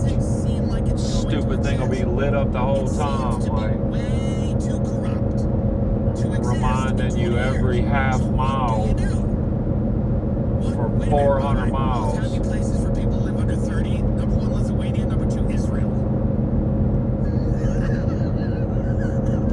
Maybe there's something to that ethno-state concept. But so what I'm saying here is that, like, everyone's running around now going, how do we prevent people from being radicalized and becoming schizophrenic? Which I think is a good goal. But I think that part of that really has to look at the entire picture of what's going on right now. Younger people are sitting there wondering, does Brigitte have a cock? Will I afford a house? Is there a job for me? And there isn't. They're not. And she does. Those are the answers to those questions. But they're not. Is a country. Yeah, young person, I would suggest you probably shouldn't watch this video. Nothing.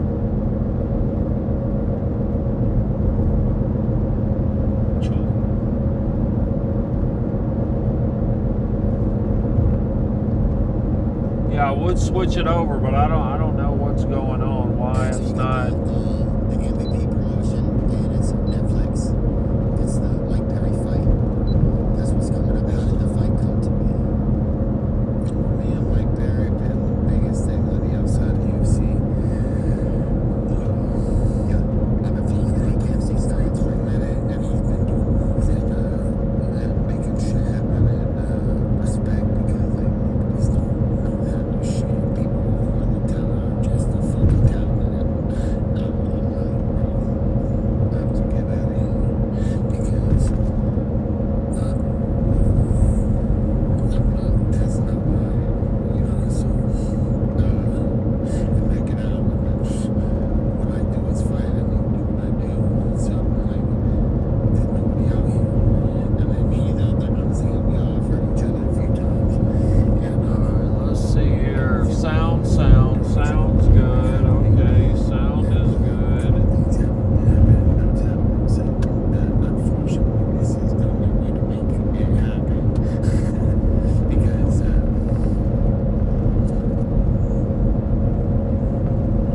it's time. Driving people ain't be fucking be middleweight champion. Rocco, he be at the upper lightweight champion. 58. He beat he beat Jeremy Stevens. To 58 east, turn right, 1,000 foot. All right.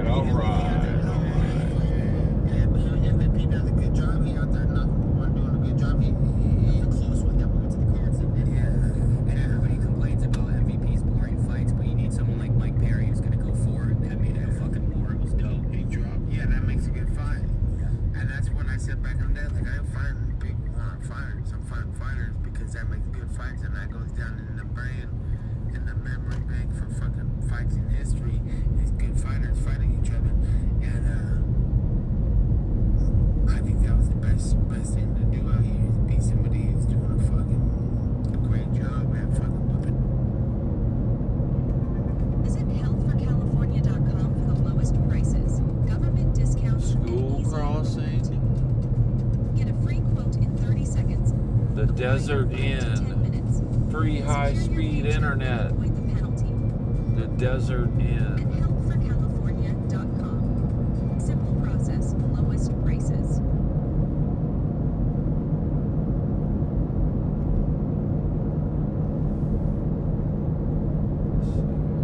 We're about to make another turn here pretty quick. What is that? County Superior Court. It's County Superior Court right there.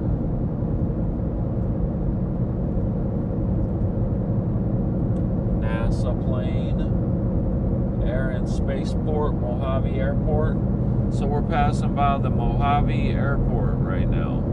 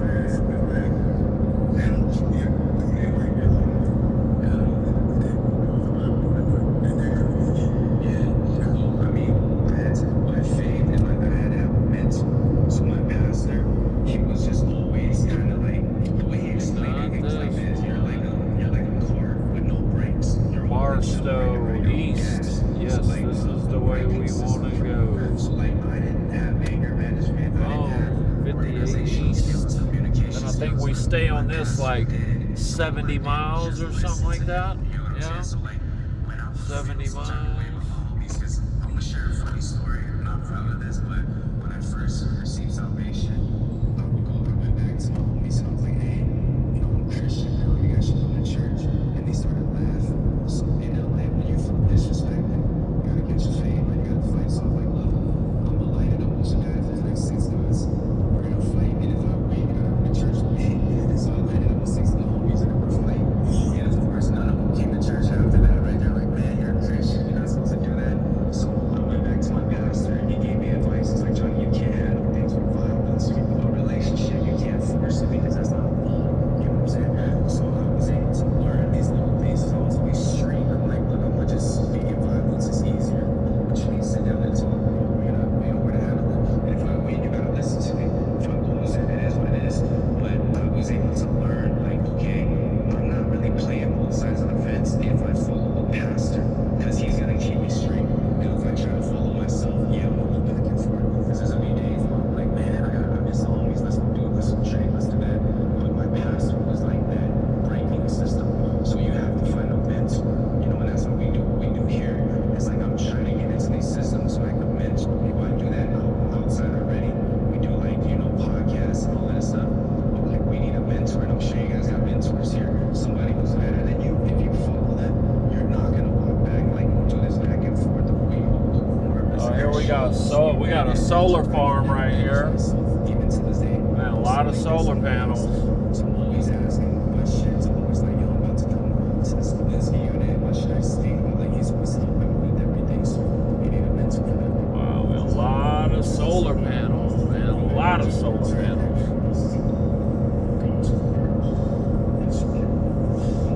I would say 2 Corinthians chapter 5 verse 17. Therefore, if anyone is in Christ, he is a new creation. All things have passed away. Behold, all things have become new. So you notice how he's speaking in the past tense. He says, all things are become new. All things have passed away. So the way that you grow with God is once you start having these thoughts, because we're men, we're gonna have lustful thoughts, murders, thoughts, all kinds of things come into our mind. We gotta recognize this first and combat it, right? Because the way that Jesus fought Satan wasn't, I rebuke you, I'm gonna pray you away, I'm gonna try harder and do better, I'm gonna be obedient. What he said was, when Jesus said, turn these rocks into bread, right? Stones into bread. He said, it is written, man shall not live by bread alone, but by every word that proceeded out of the mouth of God. Throw yourself off from the cliff, the angels will let you dash your foot. It is written, don't tempt the Lord your God. So the way to combat your thoughts, bro, and the reason why I read the Bible so much is because I'm replacing my thoughts with the word. You know what I'm saying? So when I have thoughts like, man, I want to do like coke, I want to do this and that, right? Just keeping it real. But I think about these verses, wait a minute, Johnny Daniel, for sure. So this Bible says, from past away, everything is made new. I'm now able to combat it. Whereas a lot of people don't have that. They're in response 24/7. They're trying to find a struggle, and it's this tug of war. If you're in your word, there is no tug of war. It's clear as day. All this good ain't from God. I don't have to follow it. You get what I'm saying? I want you to keep it all the way G with me, from the bottom of your chest, man. You know what I'm saying? The OGs, you know the game, man. Alright, what's going on here? This thing's got less power.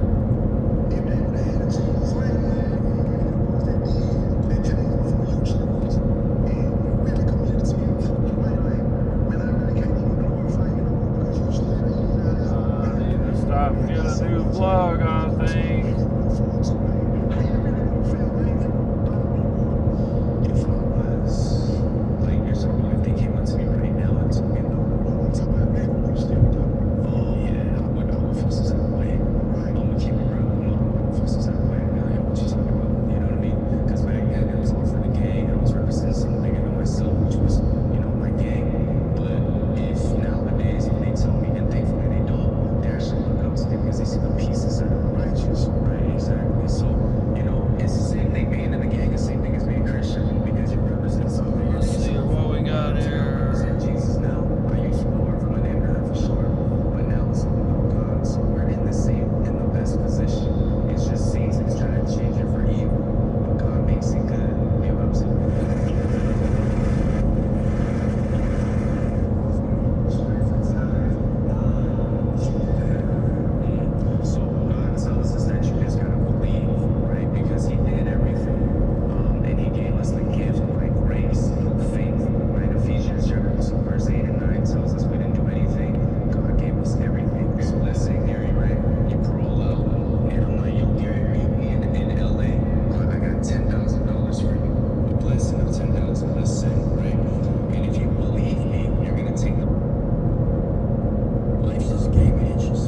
right, I'm cutting this off. We gotta cut this off. All right. Because we know when we add up all those inches, that's gonna make the difference between winning and losing. What are you gonna do?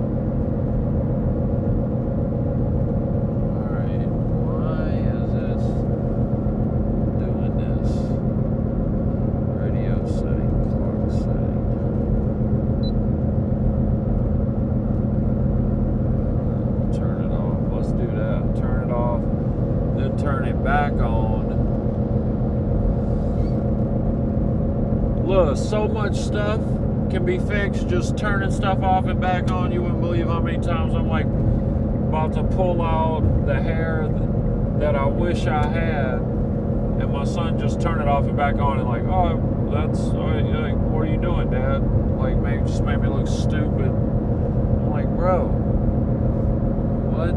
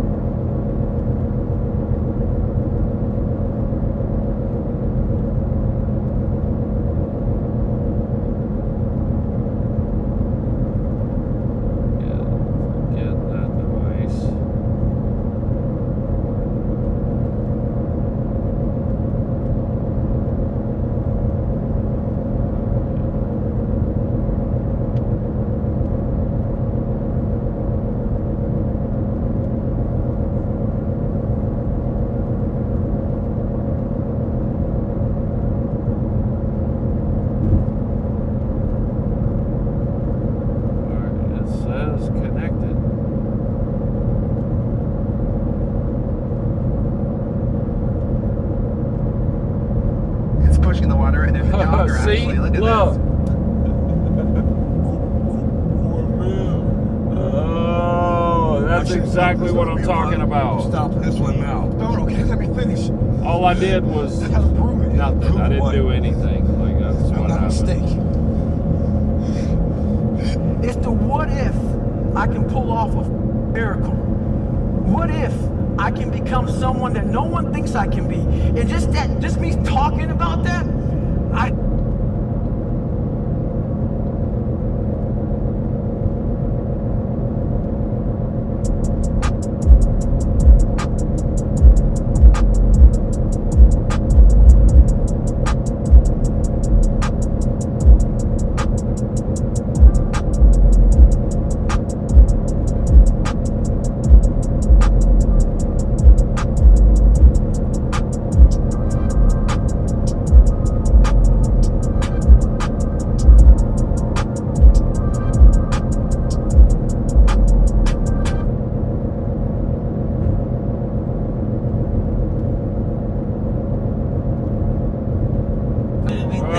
pretty good, man. Look, just seeing something about that dude.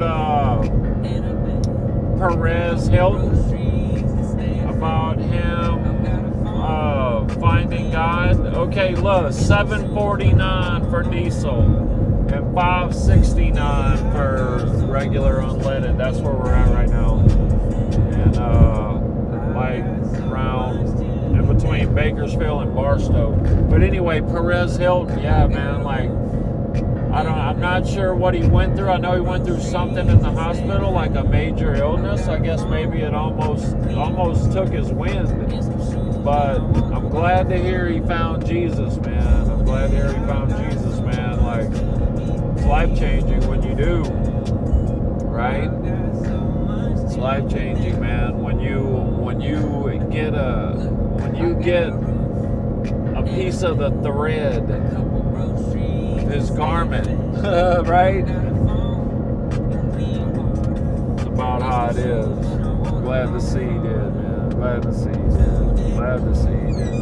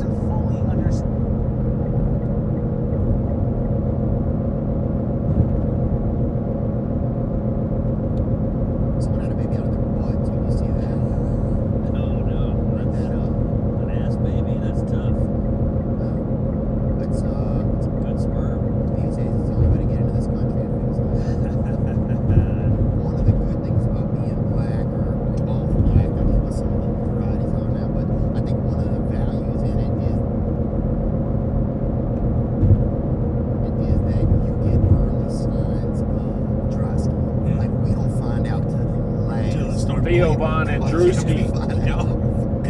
You're damn near like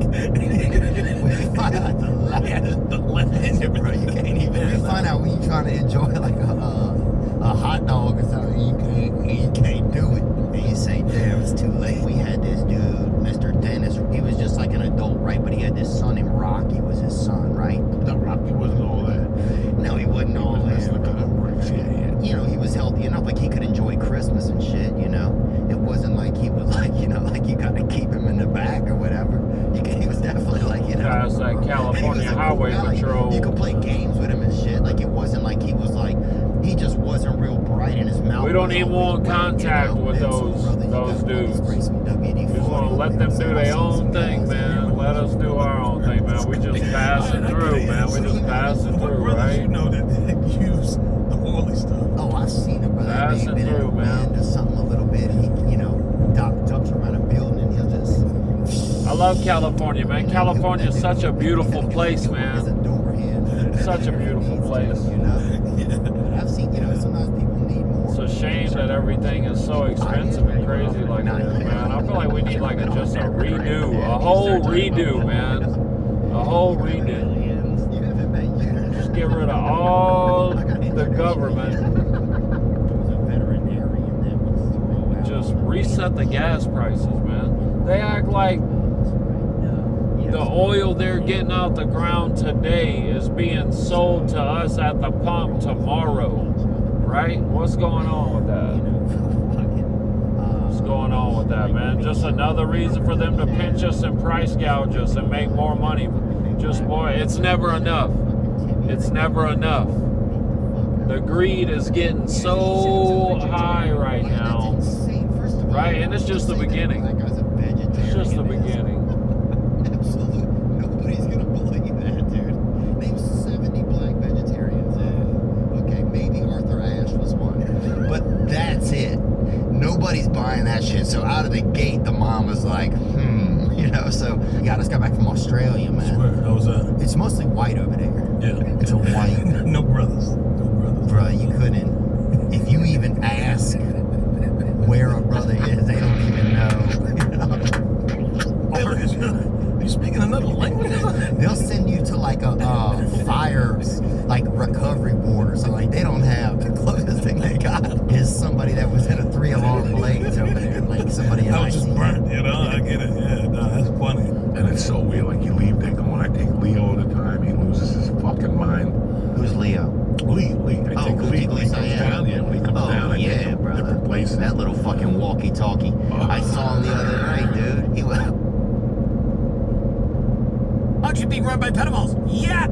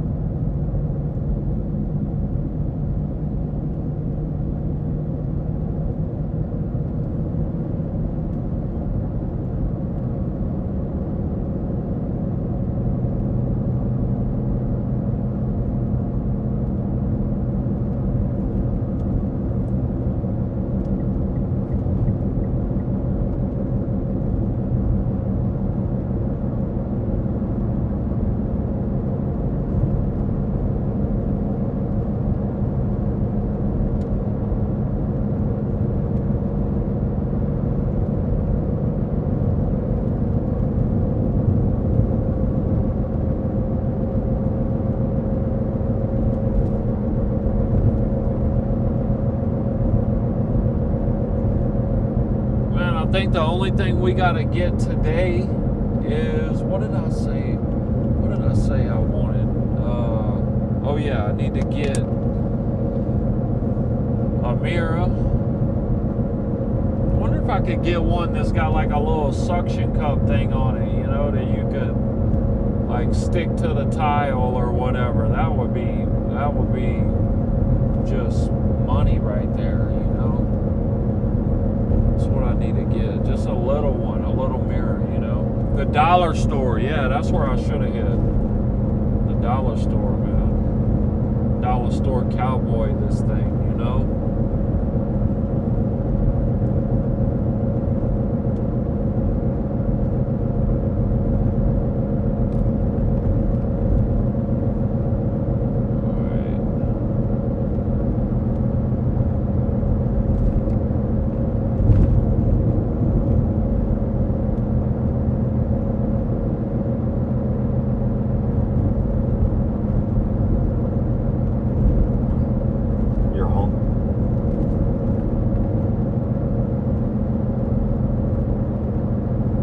Older man tells the baby he has to sit down. This is crazy. Watch till the end. Hey, I'm not blocking you, brother.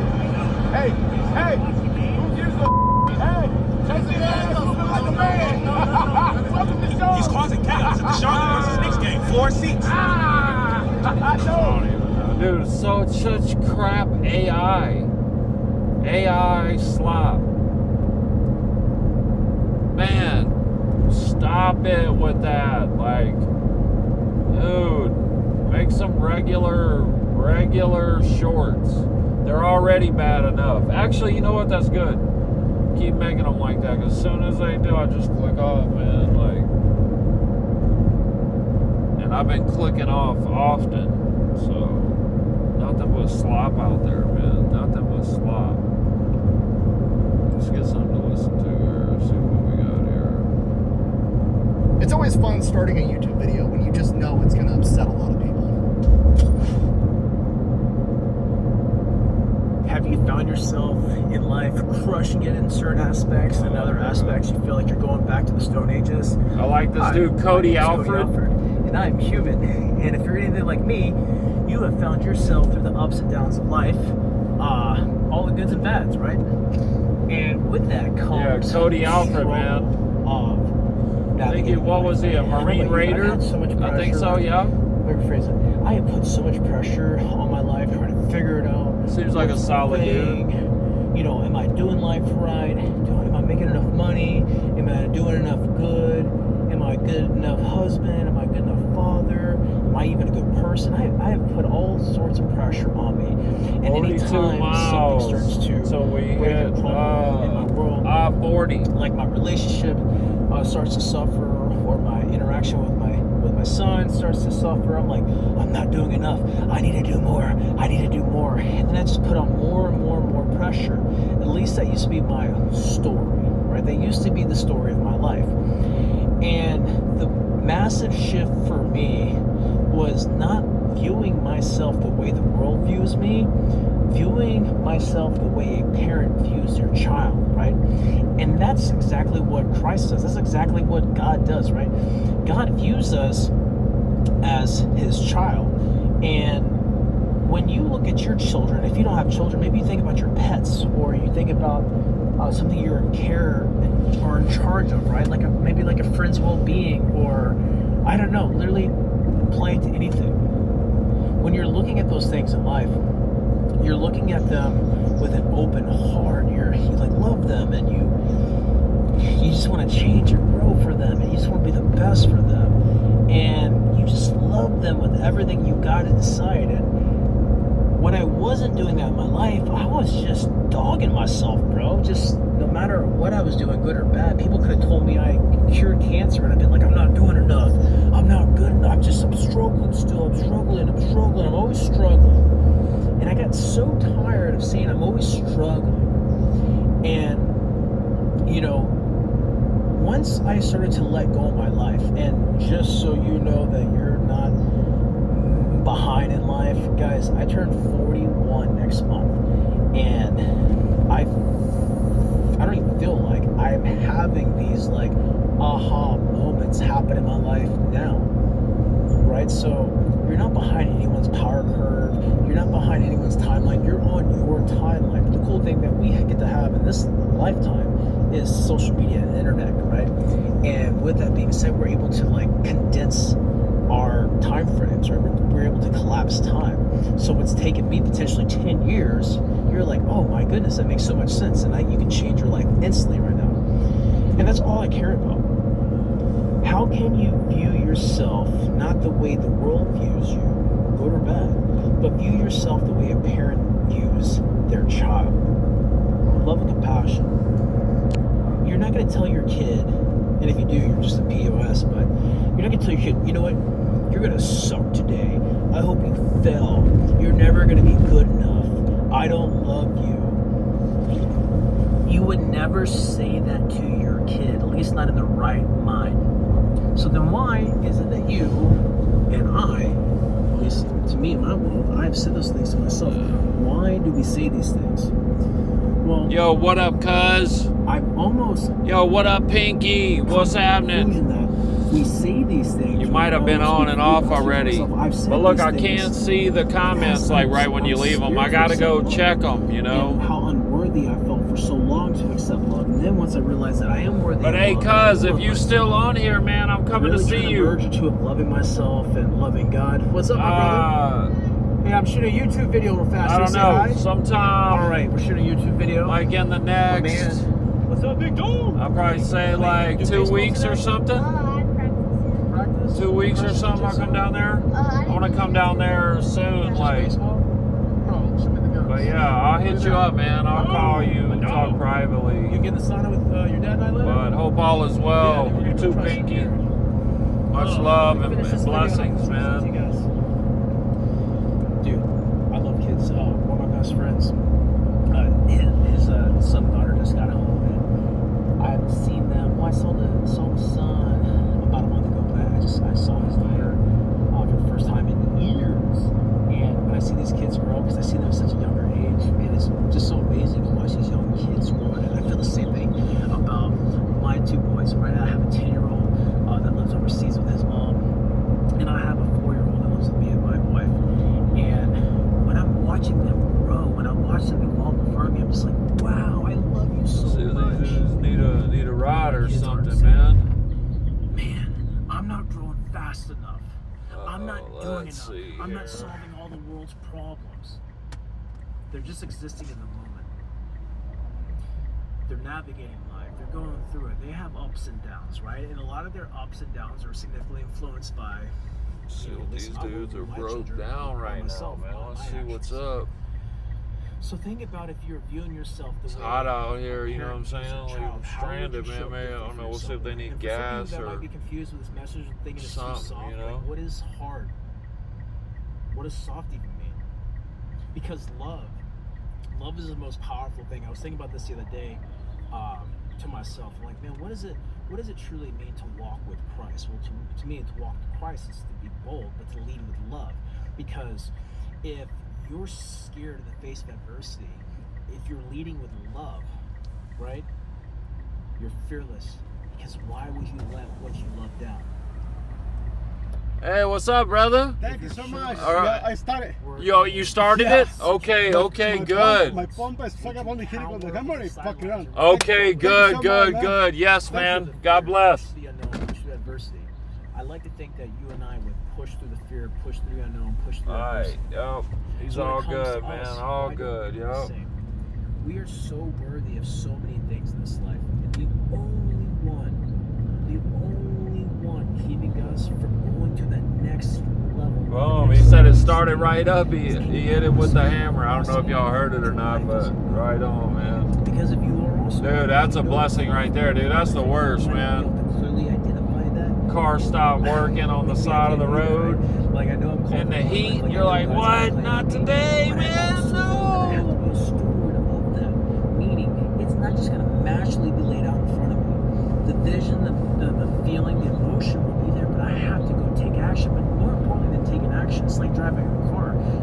Any person with a pulse potentially can drive a car, but not everyone will pay attention to what they're doing, let alone where they're even going. And that's where we come in. And so as you're guiding yourself through this terrain of, transformation, being the best man you can be, being the best husband and father you can be, as you're navigating this like really unknown thing, because you, just like me, you are legacy breakers.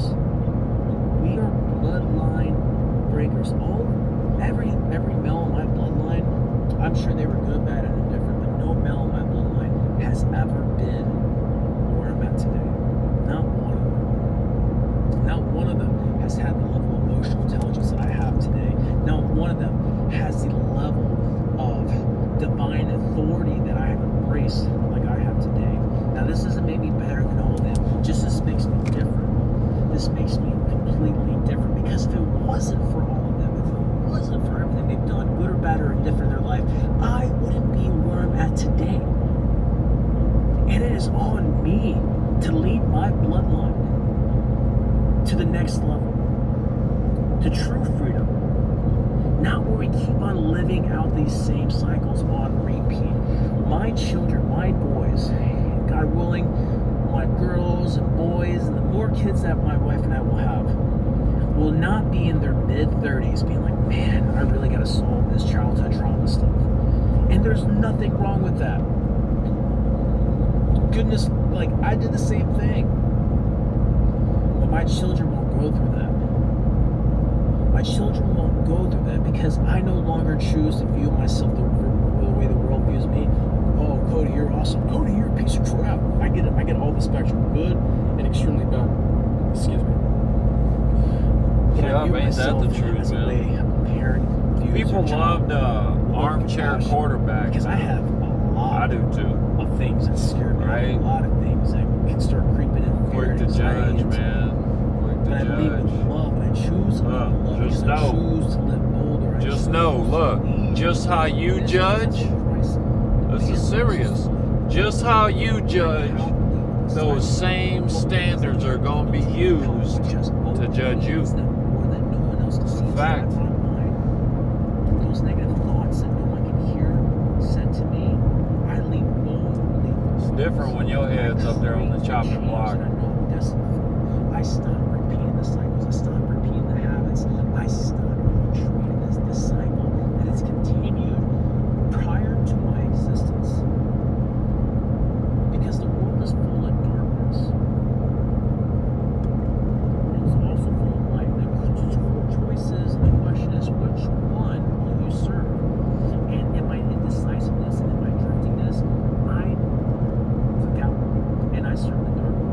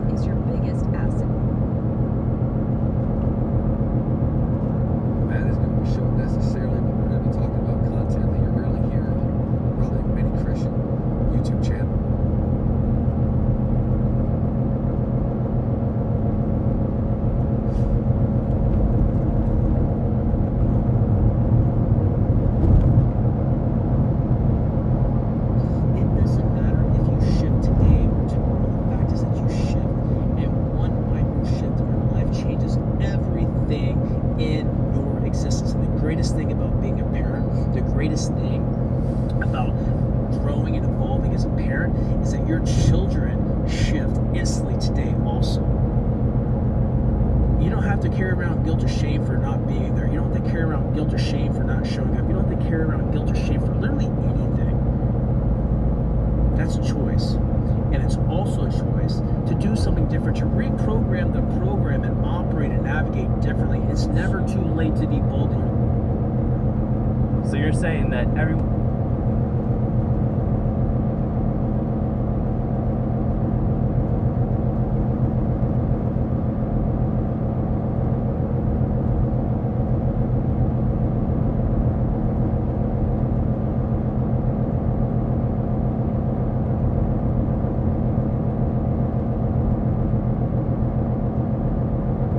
We don't have PTSD, we have LTSD, we have lack of traumatic stress disorder. Okay, explain it to me. He's like, for a decade straight, our day job, Monday, Wednesday, Friday, on average, was to creep into the house, pick the lock on the door, and come deal with you and 10 of your friends with me and 10 of my friends. That's our baseline. I don't get adrenaline rush in a shootout. Adrenaline will get you killed. So if that becomes our norm, I turned in my ID card, I left the base. I never got shot at again. I haven't been skydiving. I've had lack of traumatic stress in my life. What the SEAL community does very maliciously is they try and go after your SEAL trident after you've served and you're now out. They did that to me too. They did. 5 years, and they came back and were like, "Hey, as part of this, we want to take your trident." Like, and my lawyer represented me at the time. He's like, "I don't even think they can do that. You're out of the Navy." They just literally just spew out whatever bullshit they feel like, whether they have any legal recourse or not, to try to fucking scare you, piss you off, ruin your day, whatever. They'll just spew it all out there. It's the SEAL mindset. Win at all costs, right? And if it doesn't, crush the other guy. Fucking A, man. So yeah, it's been my life's biggest struggle for sure, right? Getting into buds, making it into SEALs is one thing. I thought that was hard. Getting out, kicking my ass. Not the getting out part, because I was ready to get out. It was cooked. It was done. But what came after getting out was single-handedly my biggest challenge. And again, I talk about faith. I was in my lowest when I got out, didn't have community, didn't understand why I was being put through everything I was being put through. And that's where I was furthest from my faith. As I've got through this experience, it's really reminded me that, hey, that there is a reason behind this. I may not understand it. I may not know it right now. It may take me years to understand why. So it's really been more like, hey, I'm going to trust that this is all part of God's plan, right? I dealt with a decent amount of survivor's guilt, having done what I did, and getting out. Uncle Fester picture, yeah. And then I dealt with a ton of questioning why I went through everything I went through. And again, the only way I sit here and smile and think about it now is thinking that, okay, maybe this was God just challenging me yet again. Right? Maybe he wanted to see if I was going to turn into a little bitch. Maybe he was going to see how I acted, how I let my actions. And so I'm big on my actions over my words, right? So, yeah. Has this entire experience changed your opinion of the teams? Yeah, for sure. How so? Man, I would have given anything for that team, for the teams, the community, right? I was that guy that they had hook, line, and sinker. I would have done anything, died for them, no questions asked, easy, check, had friends, done. Then I get out, and I'm like, wait a second, this isn't this brotherhood? It seems more like a school of sharks. If there's blood in the water, they're coming after you. Like, this isn't the brotherhood I remember or was sold, right? Now, the community is the SEAL community, whatever it is, it is whatever it is. I care very little about it now, right? My community that I've gotten reacquainted with are a lot of my favorite operators that I worked with. They've now gotten out, right? And I think we all collectively have a perspective that we respect each other for what we did, but it's not about the SEAL community or about this world. I guess the Delta guys I worked with, they're saying the same thing. They're like, fuck the leadership, I'm over it, we're over it, right? We were sent into harm's way by leadership for what, right? We got sent a lot, right? A few of us didn't come back, And that same leadership that arguably left millions of dollars of military equipment in Afghanistan, they've got promoted and retirement and everything, and somehow I have a payment plan. It's hard to process, it's hard to justify in my mind. The only way is knowing that, hey, there's a plan. It's got a plan. I may not understand it right now. Keep the faith. It's a good way to be, man. It's a good way to be. So what else is in the new book? The new book is me telling this story. The new book is me venting about this because I haven't. I've kept my mouth very shut and quiet. I've been very private about it. I tried to fight this battle as best I could through the legal system, and when that ran its course, it's like I've got to tell this story. But then through this story, I don't want it to be a Debbie Downer and woe is me and this is over there just bitching and moaning. I can't have it, right? I try to be very optimistic in shitty situations. And so I talked about the 4 F's earlier, right? I learned that from my dad: family, friends, fun, and faith. I sprinkle some of that into the book because I don't want it to come across like it's just some former SEAL bitching and moaning, right? It's some former SEAL who's been through some shit and is going to share a little bit of what helped him out when he was in his darkest times. What is in there about the AAR? The AAR of the Bin Laden made? Only thing I put in there is that there's an audio recording of it.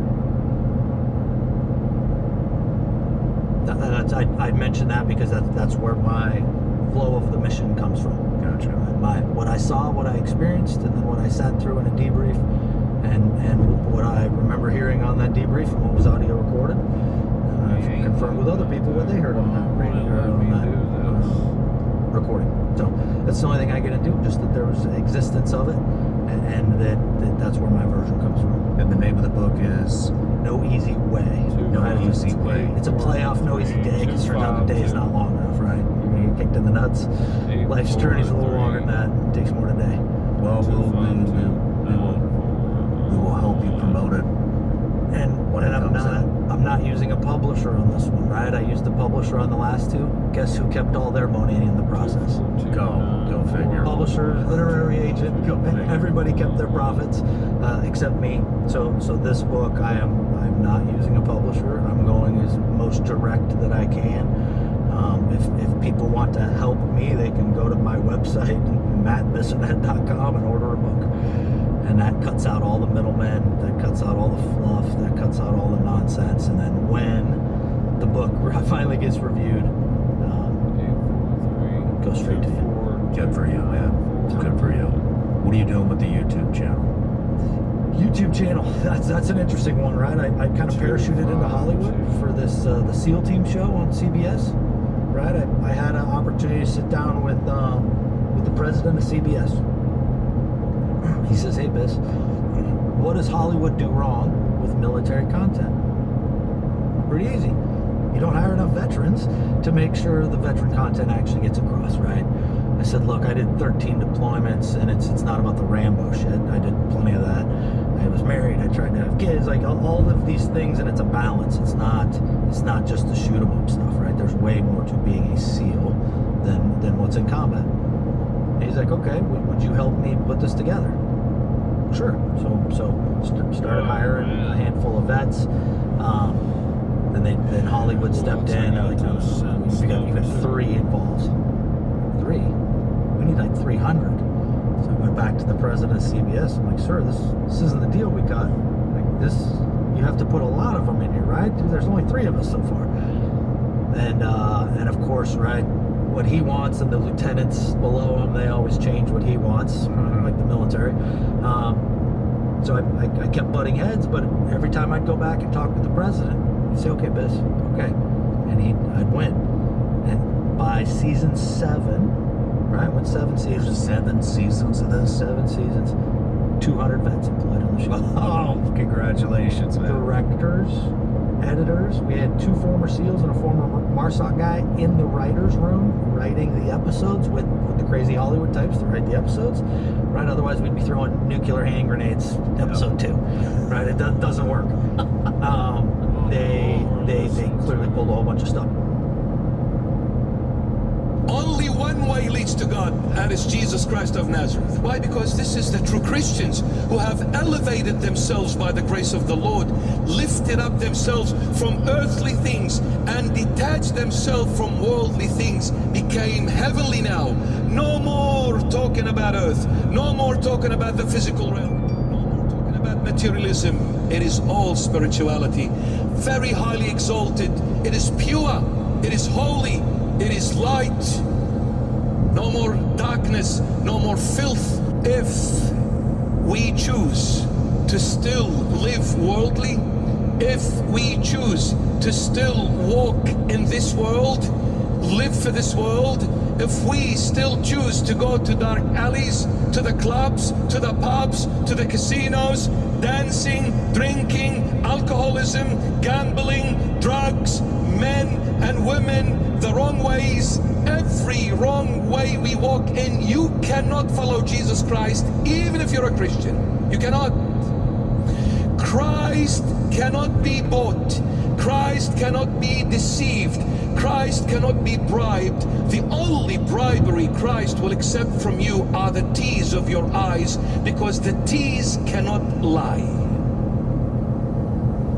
When you come and repent with tears coming down your face, saying, Lord, I'm sorry, for I have sinned before you and heaven, not worthy anymore to be called your child, but make me a hireling in your palace, then the Lord will accept you, when you are genuine and true to your own self. It is then the Lord will come and embrace you and put you not next to him, not at his feet, but in the core of his heart. He will put you there. When you're genuine, when you're honest with yourself, confessing your sins before the Almighty God, whose name is Jesus Christ of Nazareth. Do you think we're playing a game here? No. Do you think this is some sort of a show? No. Do you think this is some sort of a service? No. Christ is God and he is your life. You need to live him. Live him. Breathe him. Inhale him. Let him go into every fiber of your being. You see, I went up to the mountain. I climbed up to the top of the mountain, but I am not able to get to heaven. So therefore, heaven came to me. You see, came out of God, descending out of heaven from God. But what is my role? If you want to live in the heavenly Jerusalem, if you want to be seen as the true bride of Christ, your role is to climb up the mountain for heaven to come down to you and embrace you. And what is climbing up the mountain? Change your way of living. Change your way of thinking. Don't follow the world. Don't act like a worldly person. Stop going to places the Lord disapproves of. Stop doing things the Lord disapproves of. Stop dressing up in a way that offends the Lord Jesus. You belong to Jesus Christ. You need to know your boundaries, your limitations. You need to know who you belong to. You do not belong to Satan. You belong to Christ the King.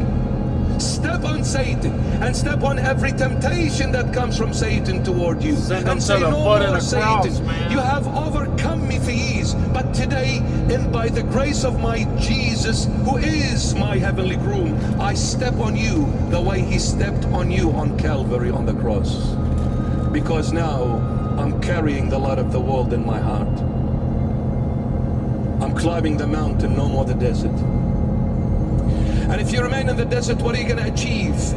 And the desert is this world. Look at the desert. The desert is very deceptive because all the ways are the same. You cannot tell which road leads to where, because all the roads in the desert are the same. The desert is very vicious. There are some very vicious animals that what can gym y'all you. think we're going to hit today? Let's see. Many vicious people that devour one another. Look at the world. An absolute mad circus. Acting, faking, playing, and killing. That's the world. That is the world. And you stay in the desert. In this world at the end, I go to the grave. What will I take with me? Nothing. I fought over a house. I fought over a property. I fought over a position. I fought over some sort of a fame. I fought over materialism. Brothers became enemies because parents passed away. Now they are fighting over that family house. They went to court to divide that house between them. They became enemies, but at the end, none of them will take the house because the grave is everyone's portion that chases the world. The grave is everyone's portion that chases the world. Don't fight over nothing. So I need to change my way of thinking. The moment you say, Lord, I'm sorry, please take me to you, you'll start climbing the mountain. The moment you climb the mountain, heavenly Jerusalem will descend out of heaven from God to you. You change, heaven embraces you. Heaven embraces you. Verse 11. This heavenly Jerusalem says, having the glory of God. What is the glory of God? God is holy. God is pure. God is perfect. God is light. God is compassion. God is mercy. God is awesome. God is everything beautiful. This is the glory of God. Now, this heavenly Jerusalem had the glory of God. In other words, what is this bride? The church. And who is the church? Christians, true followers of the Lord. The true followers of the Lord, at the end, they will receive the glory of God. Who gave us the glory of God? Jesus Christ of Nazareth, by dying on the cross and purchasing us with his precious blood. He changed us from earthly to heavenly, from physical to spiritual beings. From the desert, he lifted us up all the way to the top of the mountain for the heaven to come down, the heavenly Jerusalem to embrace us in order to receive the glory of God. You see, prior to Jesus purchasing me with his own precious blood, I was in this world, living for this world.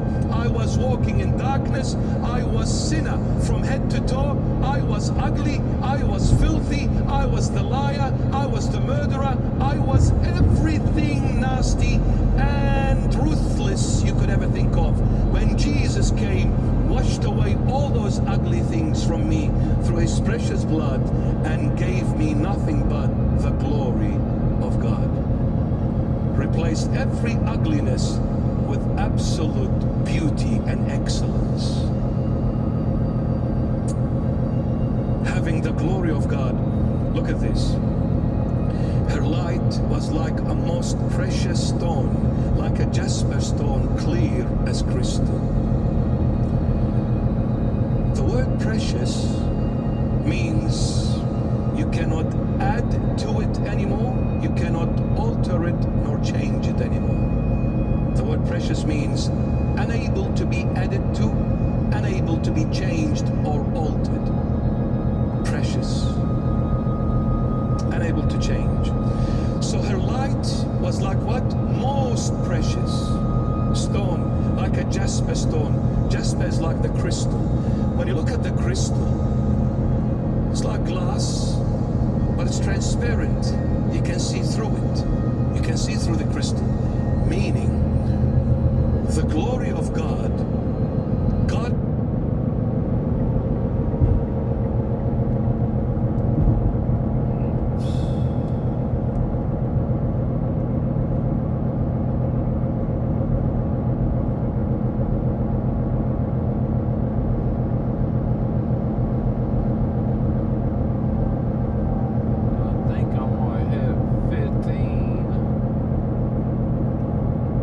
We're going to hit 15.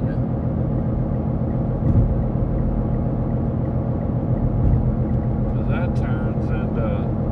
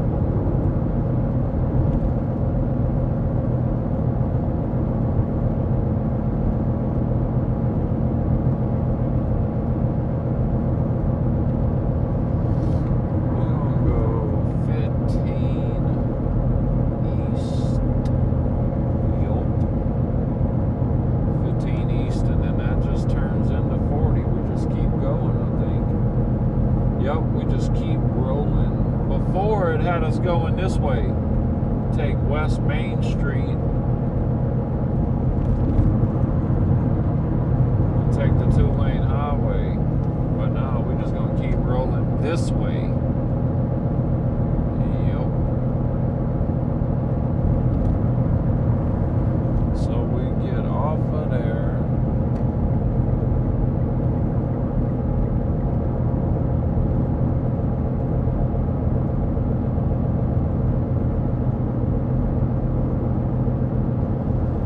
Or 15 north, I should say. That's what we're taking. 15 north.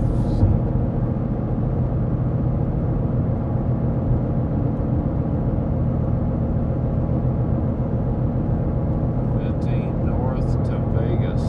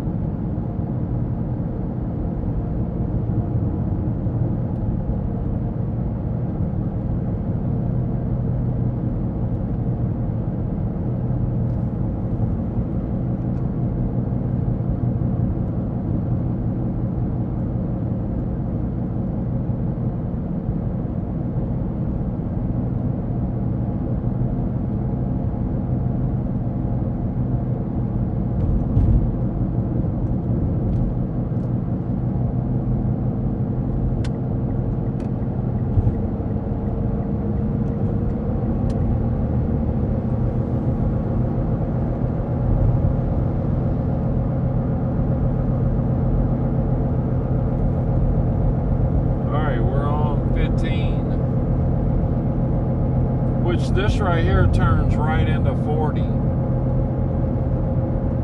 about to go through Barstow. Yeah, we're about to go through Barstow, like real quick. And then 15 kicks off up north, and 40 just stays heading east. So that's what we gonna do. That's what we doing, man. Okay, $7.79 a gallon for diesel. $5.69 a gallon for unleaded. Right in Barstow. Right in Barstow, Cali, man.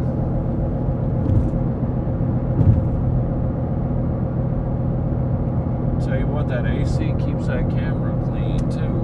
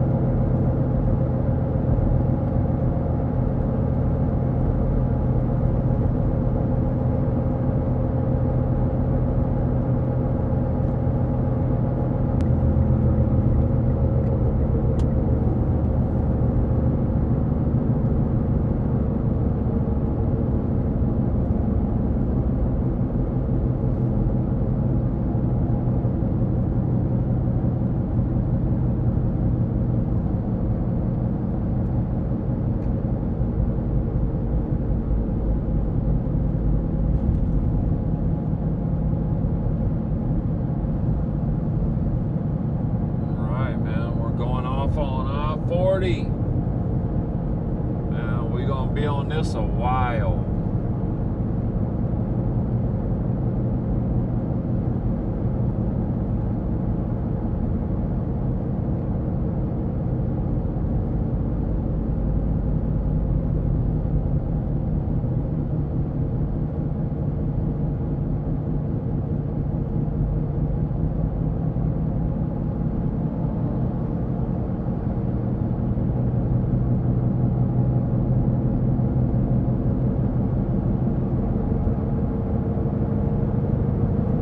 Next rest area, 28 miles.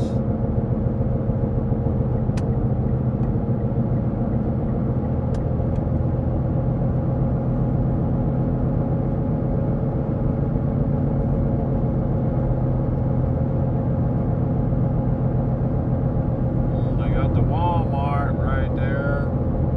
Wait, what does Walmart say? $5.25 a gallon for unleaded at Walmart in Barstow. I didn't know Walmart had gas pumps. That's fun. Is that the first time I ever seen a Walmart with a gas? I think so.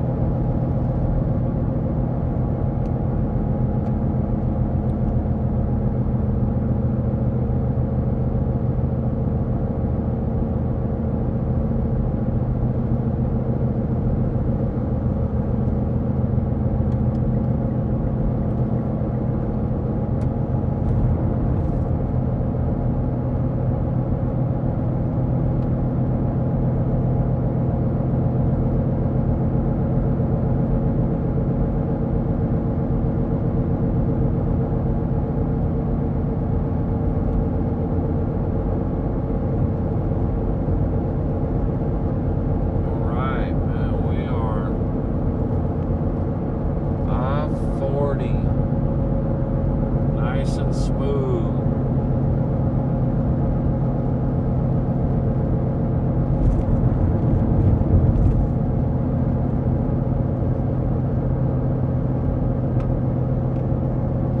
Yup, okay. Got sound.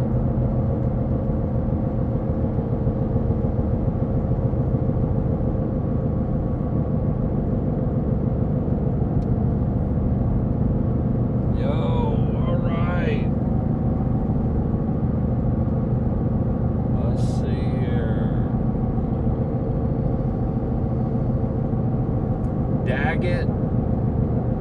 Okay, Kingman, Arizona is 200 miles.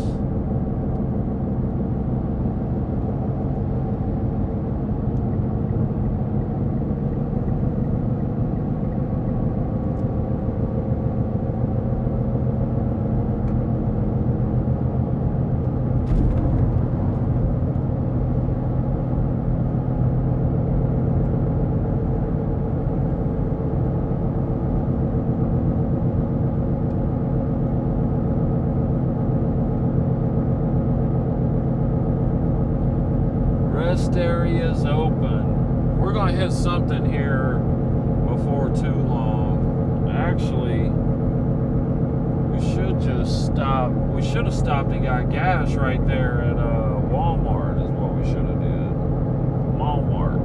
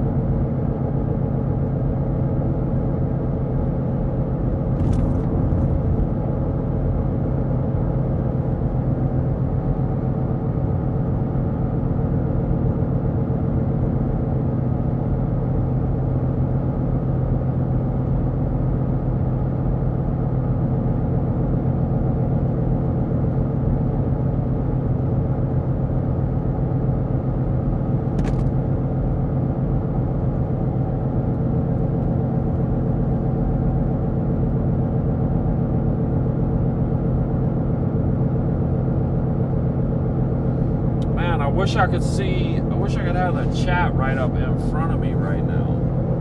Be talking to you guys, man.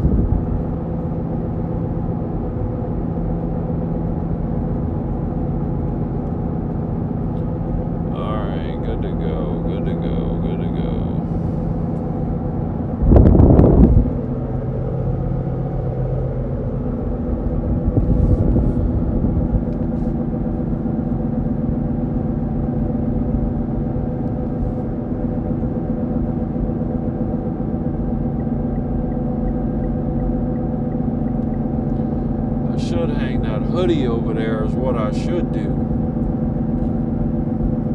Get the laptop out of the sun.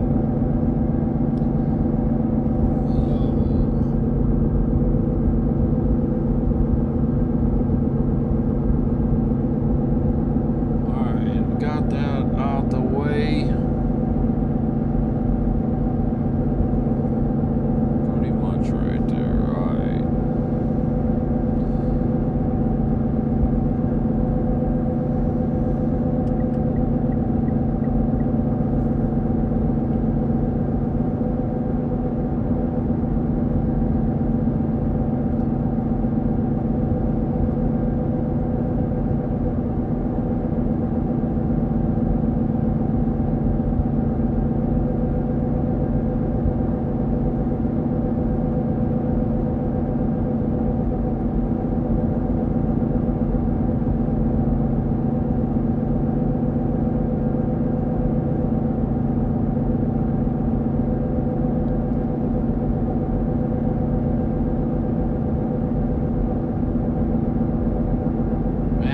So glad to be on the road, guys.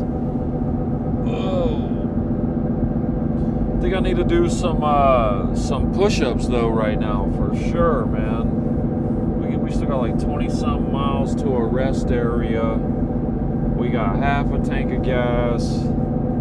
Like, we all right, but I feel like I just need something. Need more nicotine.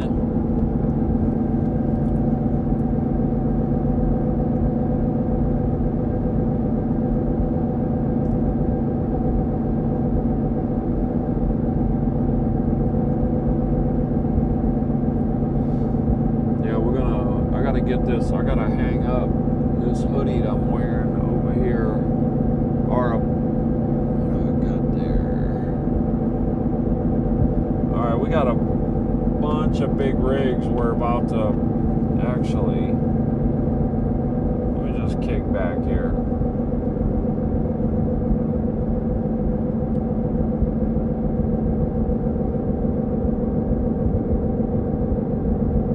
Let me just kick back here. Hold on here for a second.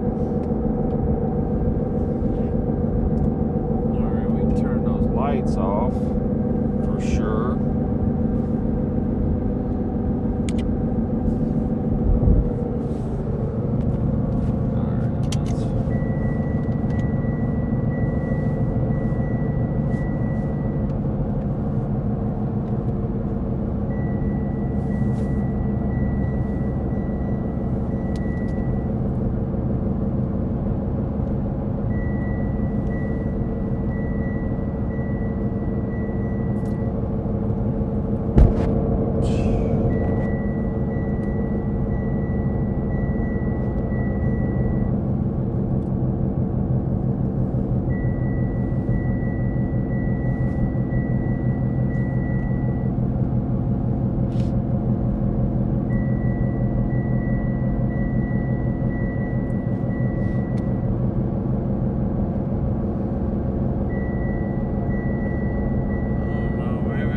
It a little, but not really.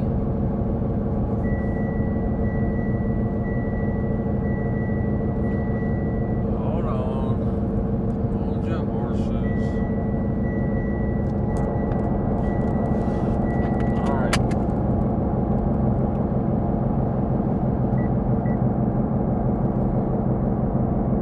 Alright, camera's somewhat cool. Alright.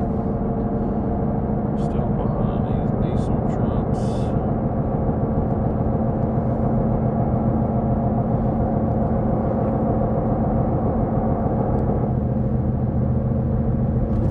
Oh, y'all see, look, I gotta have all kind of crap hanging to keep stuff cool.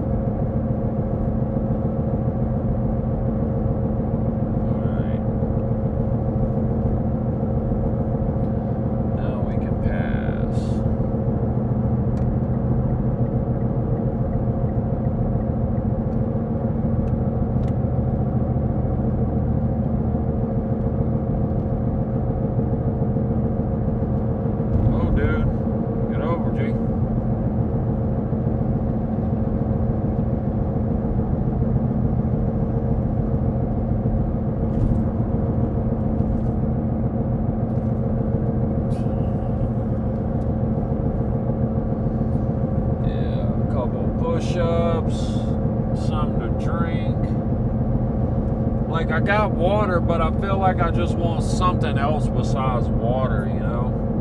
I don't know, I drink a lot of water.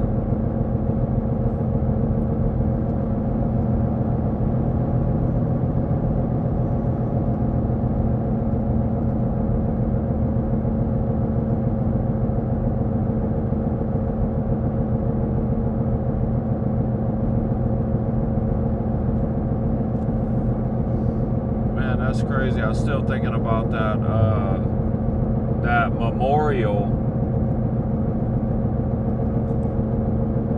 that I seen yesterday for just the workers in California for the highway department that have been killed just making roads. I didn't stop and see it actually. I stopped. I didn't know that's what it was until I was like leaving out. So I don't know how many people that is, but the fact that it's enough for them to make a memorial is a little bit, I don't know, it just seemed like a lot to me.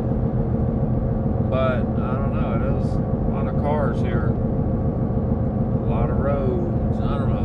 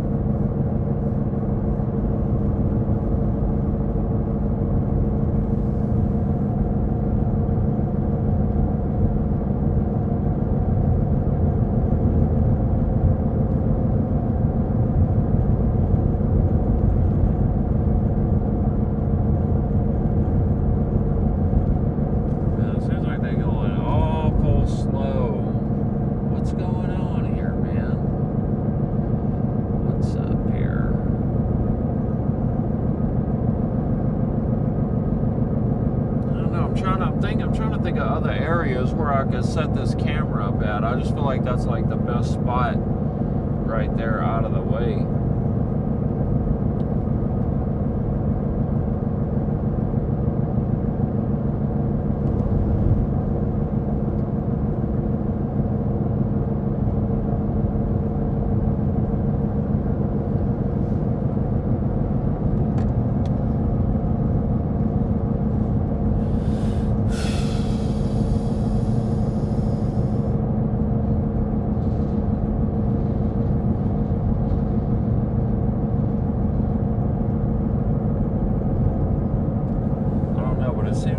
Caught up in a traffic jam here. Not a real traffic jam, but like all these diesel trucks are grouped up together right here, trying to keep us little folk down.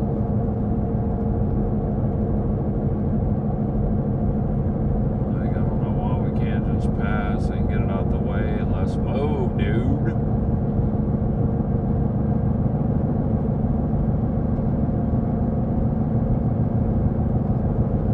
Newberry Springs, next two exits, gas, food, campers. We don't need gas right now.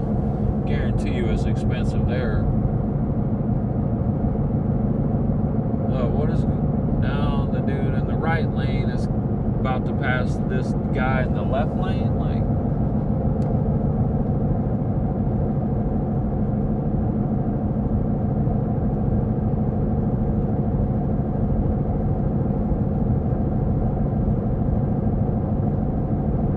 it's just like one slow car just blocking everyone out here in the middle of nowhere.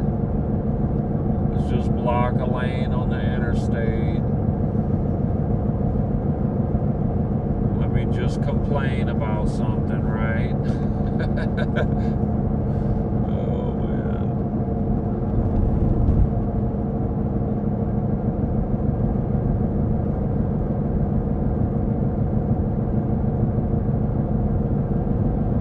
Oh, it was this butthole.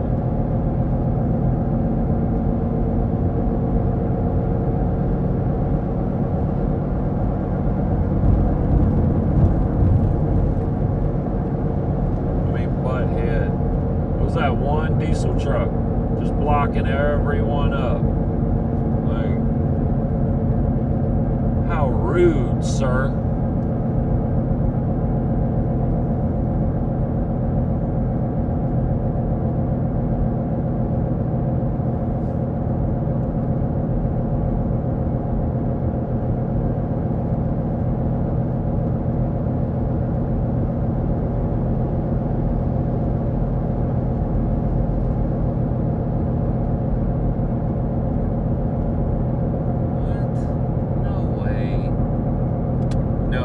Kingman. Alright. About to say, no way I went 80 miles that quick. It would have been like a time warp.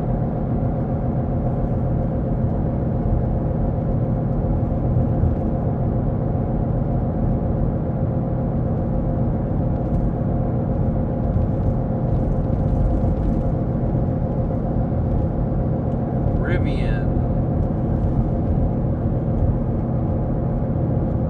Electric, I think that's electric, yeah, the Rivian.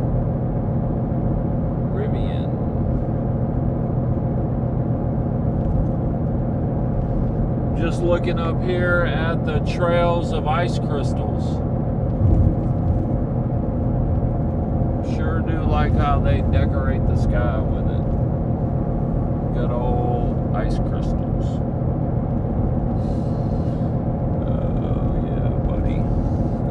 Alright, back to it. Man, look. Oh, there's like 4 or 5 old cars just sitting there at that one house. Man, that's what I would have, dude. I would have me some property with just like a bunch of old cars. Like cool old cars, though, not just like straight junk.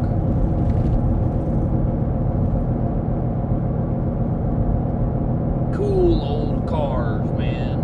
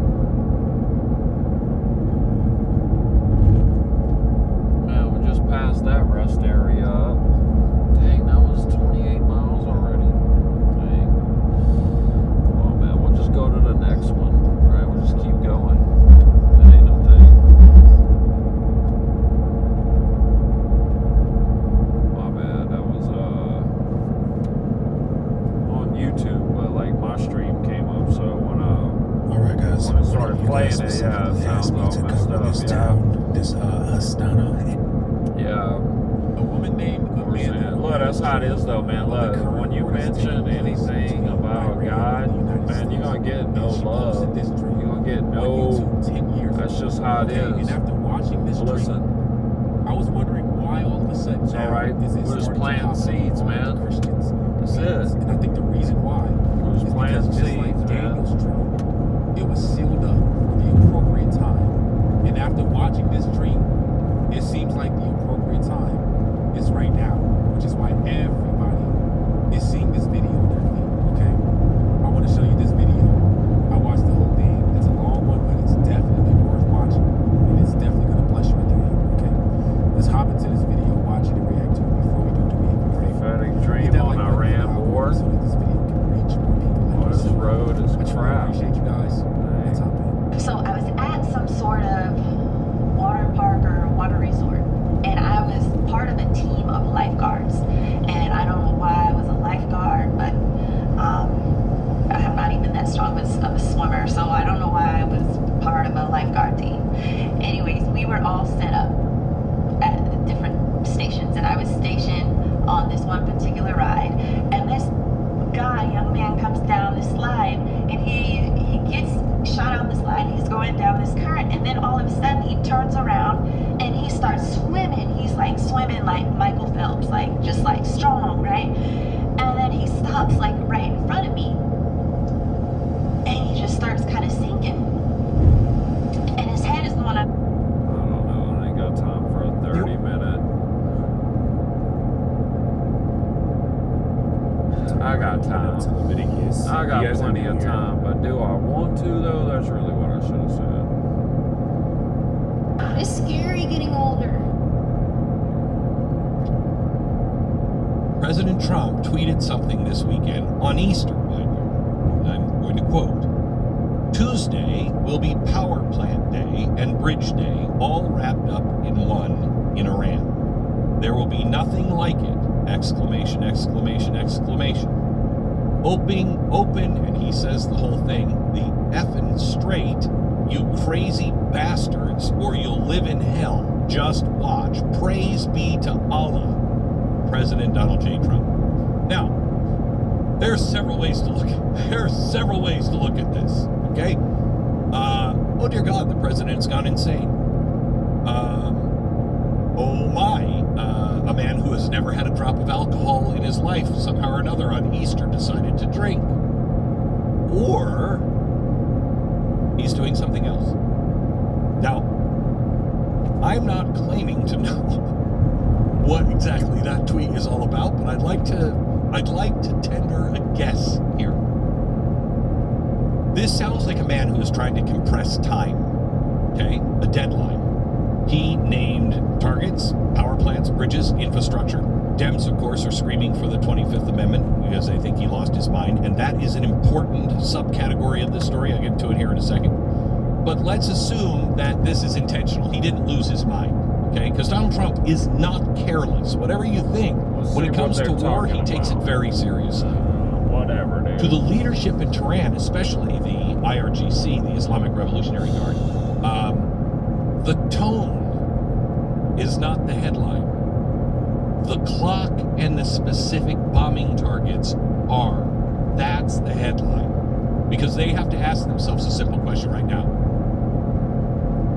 Is this guy serious? Is this the last warning? Or is this the first move? We don't know. And I have always said that I've wanted our enemies to always look at our president and go, would he do that? And them not know. Okay? It's kind of this, you remember this from the movie Dirty Harry. It's like this. You've got to ask yourself one question. Do I feel lucky? Or do you think? That is exactly what the president did. Do you feel lucky? Or do you punk? Now, would Dirty Harry have pulled the trigger? Did he My bad. Dirty Harry, the secret to that character is he's just crazy enough to do it. and you don't know. So that's what they're doing. They've seen threats before. They've survived. How many presidents?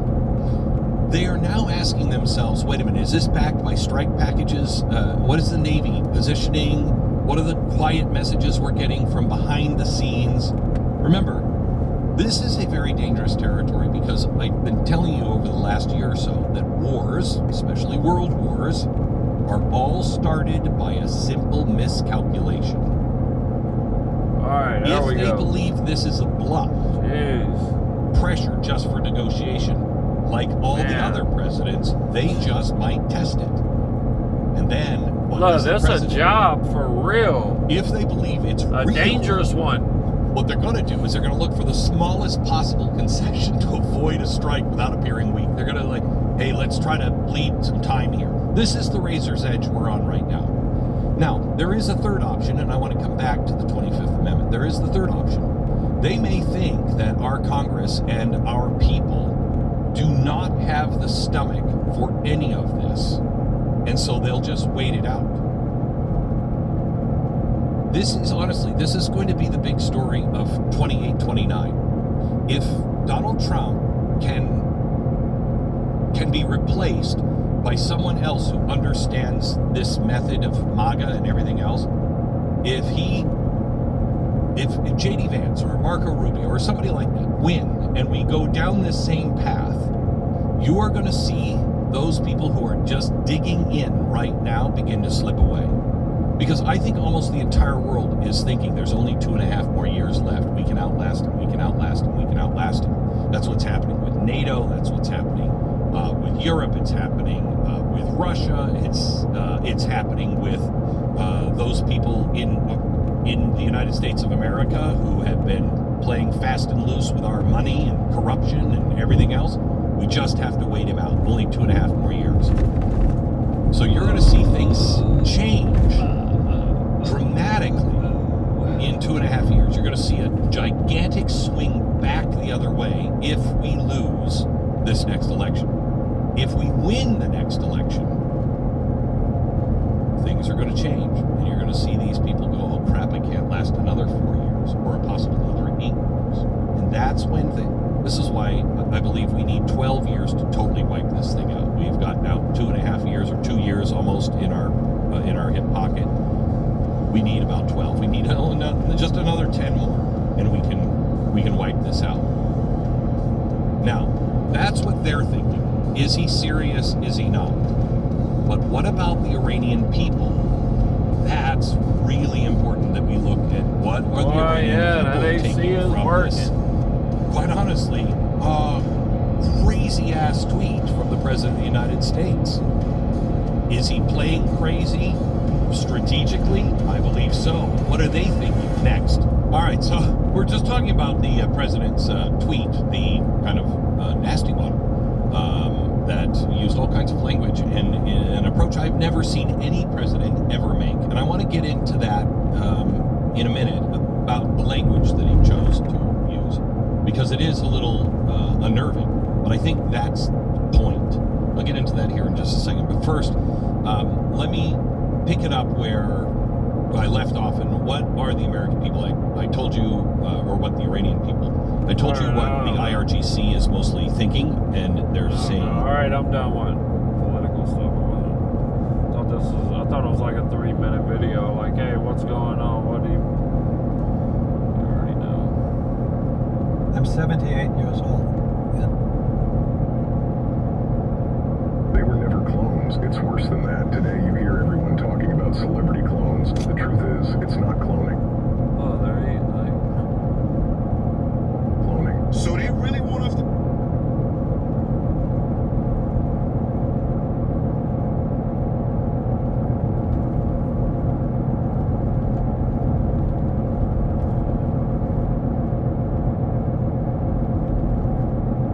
You know, bees are dying too. Yeah. What up, YouTube? I just turned 32 the other day. All right, y'all. Some people are calling this Philip Anthony Mitchell's most bizarre sermon that he's ever preached. Why am I laughing? Because I want to see if it's true or not. I don't know. So let's watch it together. I do know he was talking about people accusing him of being a false prophet. And then he also brought up a very interesting article of evidence to support the resurrection of Jesus. So I want to watch this with you, and I want to see what's up. Now, this is from the sermon series, Cross to Commission, Unlikely Witness, Matthew 28, 11 through 15. I just got to say that because some of y'all want to look up the sermon, and you know he'd be wearing the same clothes all the time, which I think is dope. Which is something that I do as well. But it does make it hard to find the actual sermon that you're looking for. So that's the sermon title. Let's get to it. Let's see what's up. Let's go. People call me a false prophet. How? When I encourage people to read the scriptures for themselves. Ain't no false prophet begging people to read the Bible. False prophets don't even open the scriptures. They just talk for 45 minutes and sway you without the Bible. And I'm a false prophet?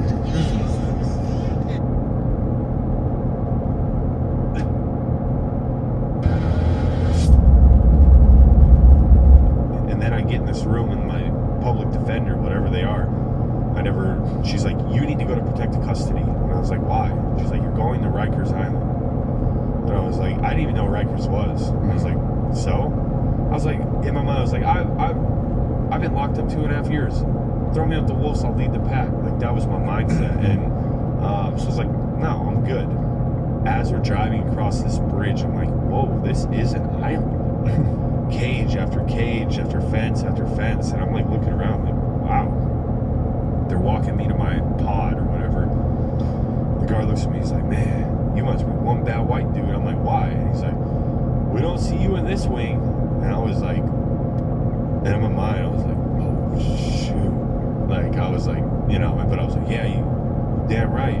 And, you know, I was in maximum security in Rikers Island.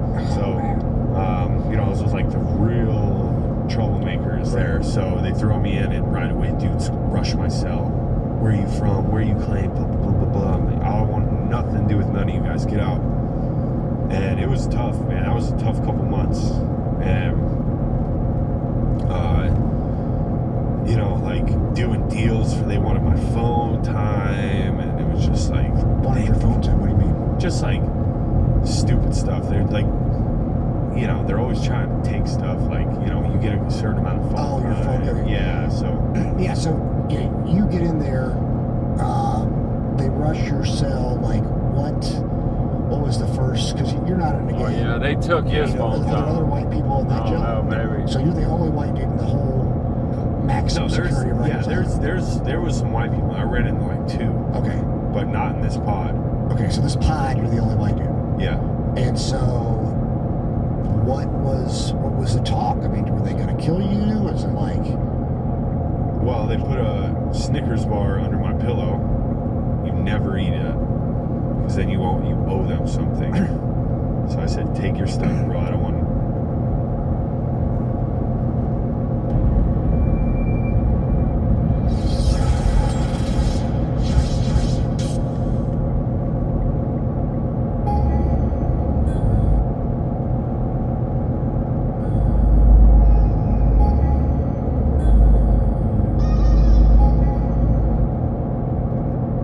Entrepreneur and you've got a service-based business and it's stuck, you've plateaued, you don't know where to go next, here's how you're gonna... Let's talk about everybody who wanted to kill Jesus, shall we? Right. So I have here, and by the way, I have some cool friends like you. I have a good friend named J.R. Bizzle. He's like a treasure hunter. I'm gonna shout out to him because, you know, finding artifacts is not easy. You know, there's not a manual to this. You have to make sure they're authentic. Sometimes you got to get them through Zurich for different reasons, and it's just an interesting world of antiquities. By the way, like ISIS made $100 million selling stolen artifacts on the black market. I don't know if you knew that. I didn't know that. Yeah, in fact, when I was a professor in Canada, at Acadia, I had a CBC reporter who was embedded with ISIS, clandestine, and she sent me a picture of a Jewish magic book.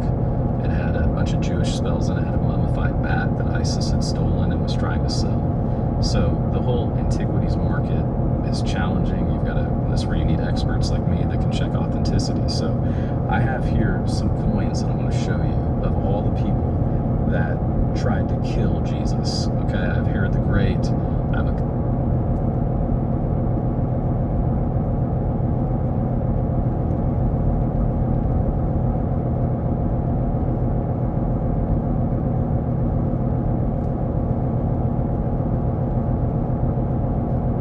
Facts, man. Facts. That's a good one right there, man. Look, keep doing the work. Stick to it long enough and you will win. It's inevitable, right? Perseverance is not giving more effort. It's refusing to quit before the win arrives. It's exactly what it is. What's his name? Bedros Koulian. I've already seen him on here before. I don't know if I'm subscribed to him or not, but I know I must be because I get like a bunch of his stuff. Like, I like his stuff. Yeah, man, listen, you got to get rid of all the crap on your social medias. Like, try to keep it somewhat, I don't want to say educational, but I don't know. I watch different stuff for different things, for different reasons. And I definitely found look, you got to draw a line in the sand with how much time you spend on the phone. Like, it's hard to point the finger at your kids and be telling your kids, hey, no, you can't be on this. But every time they look at you to ask you, can they get on it, they got to interrupt you from you being on it, right? Man, nobody understood. I know I did when that first came out. Like, what a dopamine hit. It is. Especially like the shorts. I don't know what it is about it, but it's just like, I don't know. Rest area 56 miles closed. Look, we're going to go ahead and get off here then. We're going to get off here.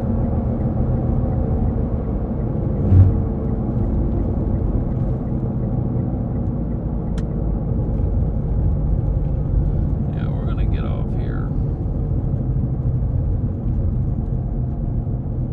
Food. He said food over here. Do we want food?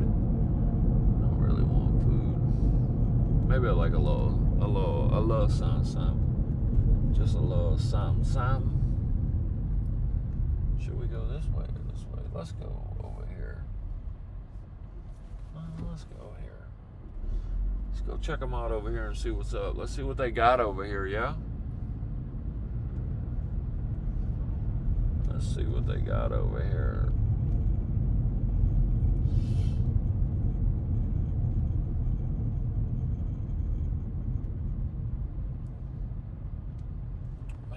What is that? Ludlow Historic Route 66 Cafe?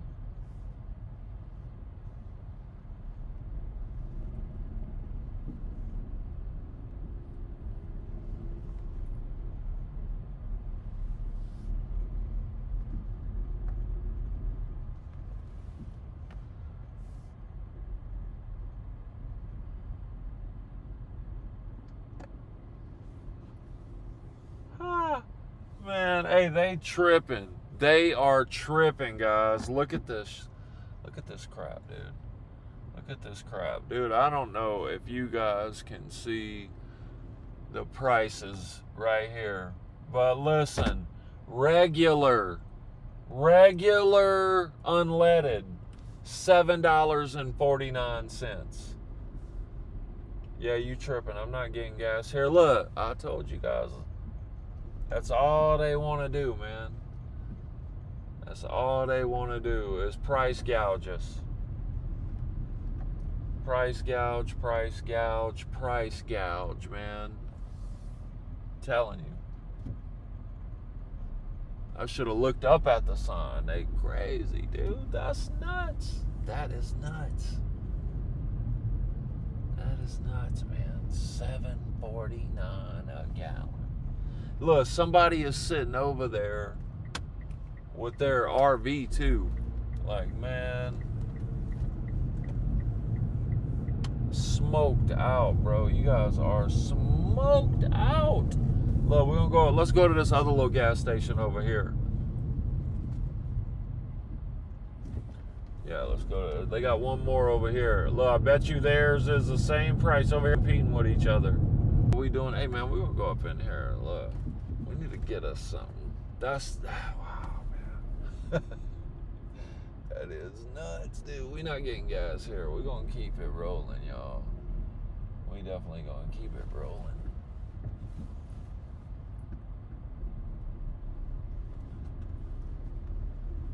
Well, we're just gonna park right here.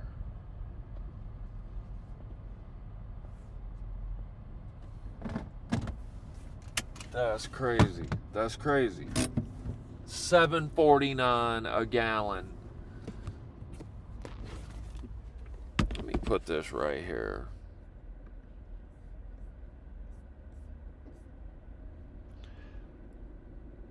What up, Lisa? What's happening? All right, look. Let's see. $7.49 per gallon.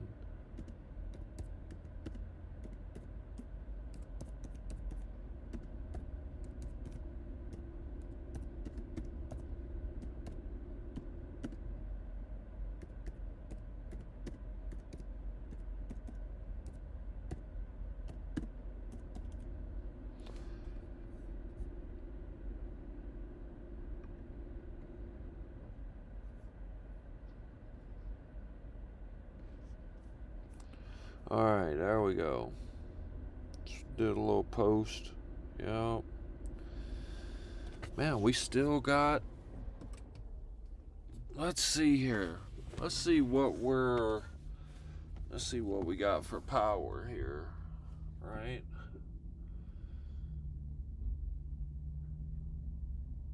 Oh, 36%. All right, let's see something here. All right, let's see something here.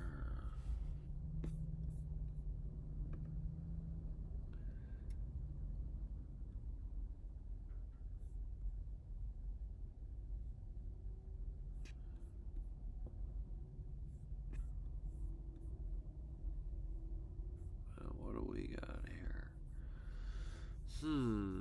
Yeah, I think I'm gonna try to figure out how to do. Not figure out how to do. I'm gonna unplug this camera and do it like how I've been doing the laptop. Like, just unplug it. But I need to go and download the app on here and the Bluetooth. I gotta connect it Bluetooth to here. So if I do that, I can do the same thing how I'm doing with the laptop. Just unplug it, right, and let it use the battery out, you know? All right, listen, hang tight, hang tight, hang tight. All right. Yeah, hang tight. And look, we need to see about, maybe we'll plug this thing up here. Let's see. Get us to somewhere else tonight. So look, let's go see. I'm gonna leave the stream running right now. Let me go see if I could even plug it in here. And if I can, maybe I could run the stream off. I could Bluetooth off my phone while this thing's charging. But listen, just hang tight. I'll be back in a minute. Yeah.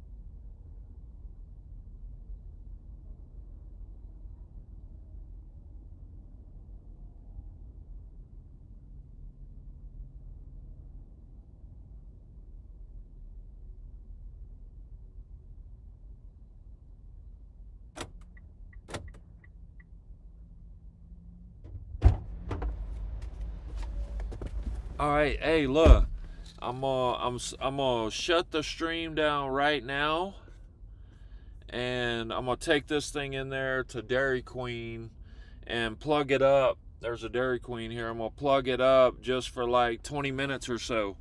So, and then I'll come back out here and get the stream started again. So I'll be back in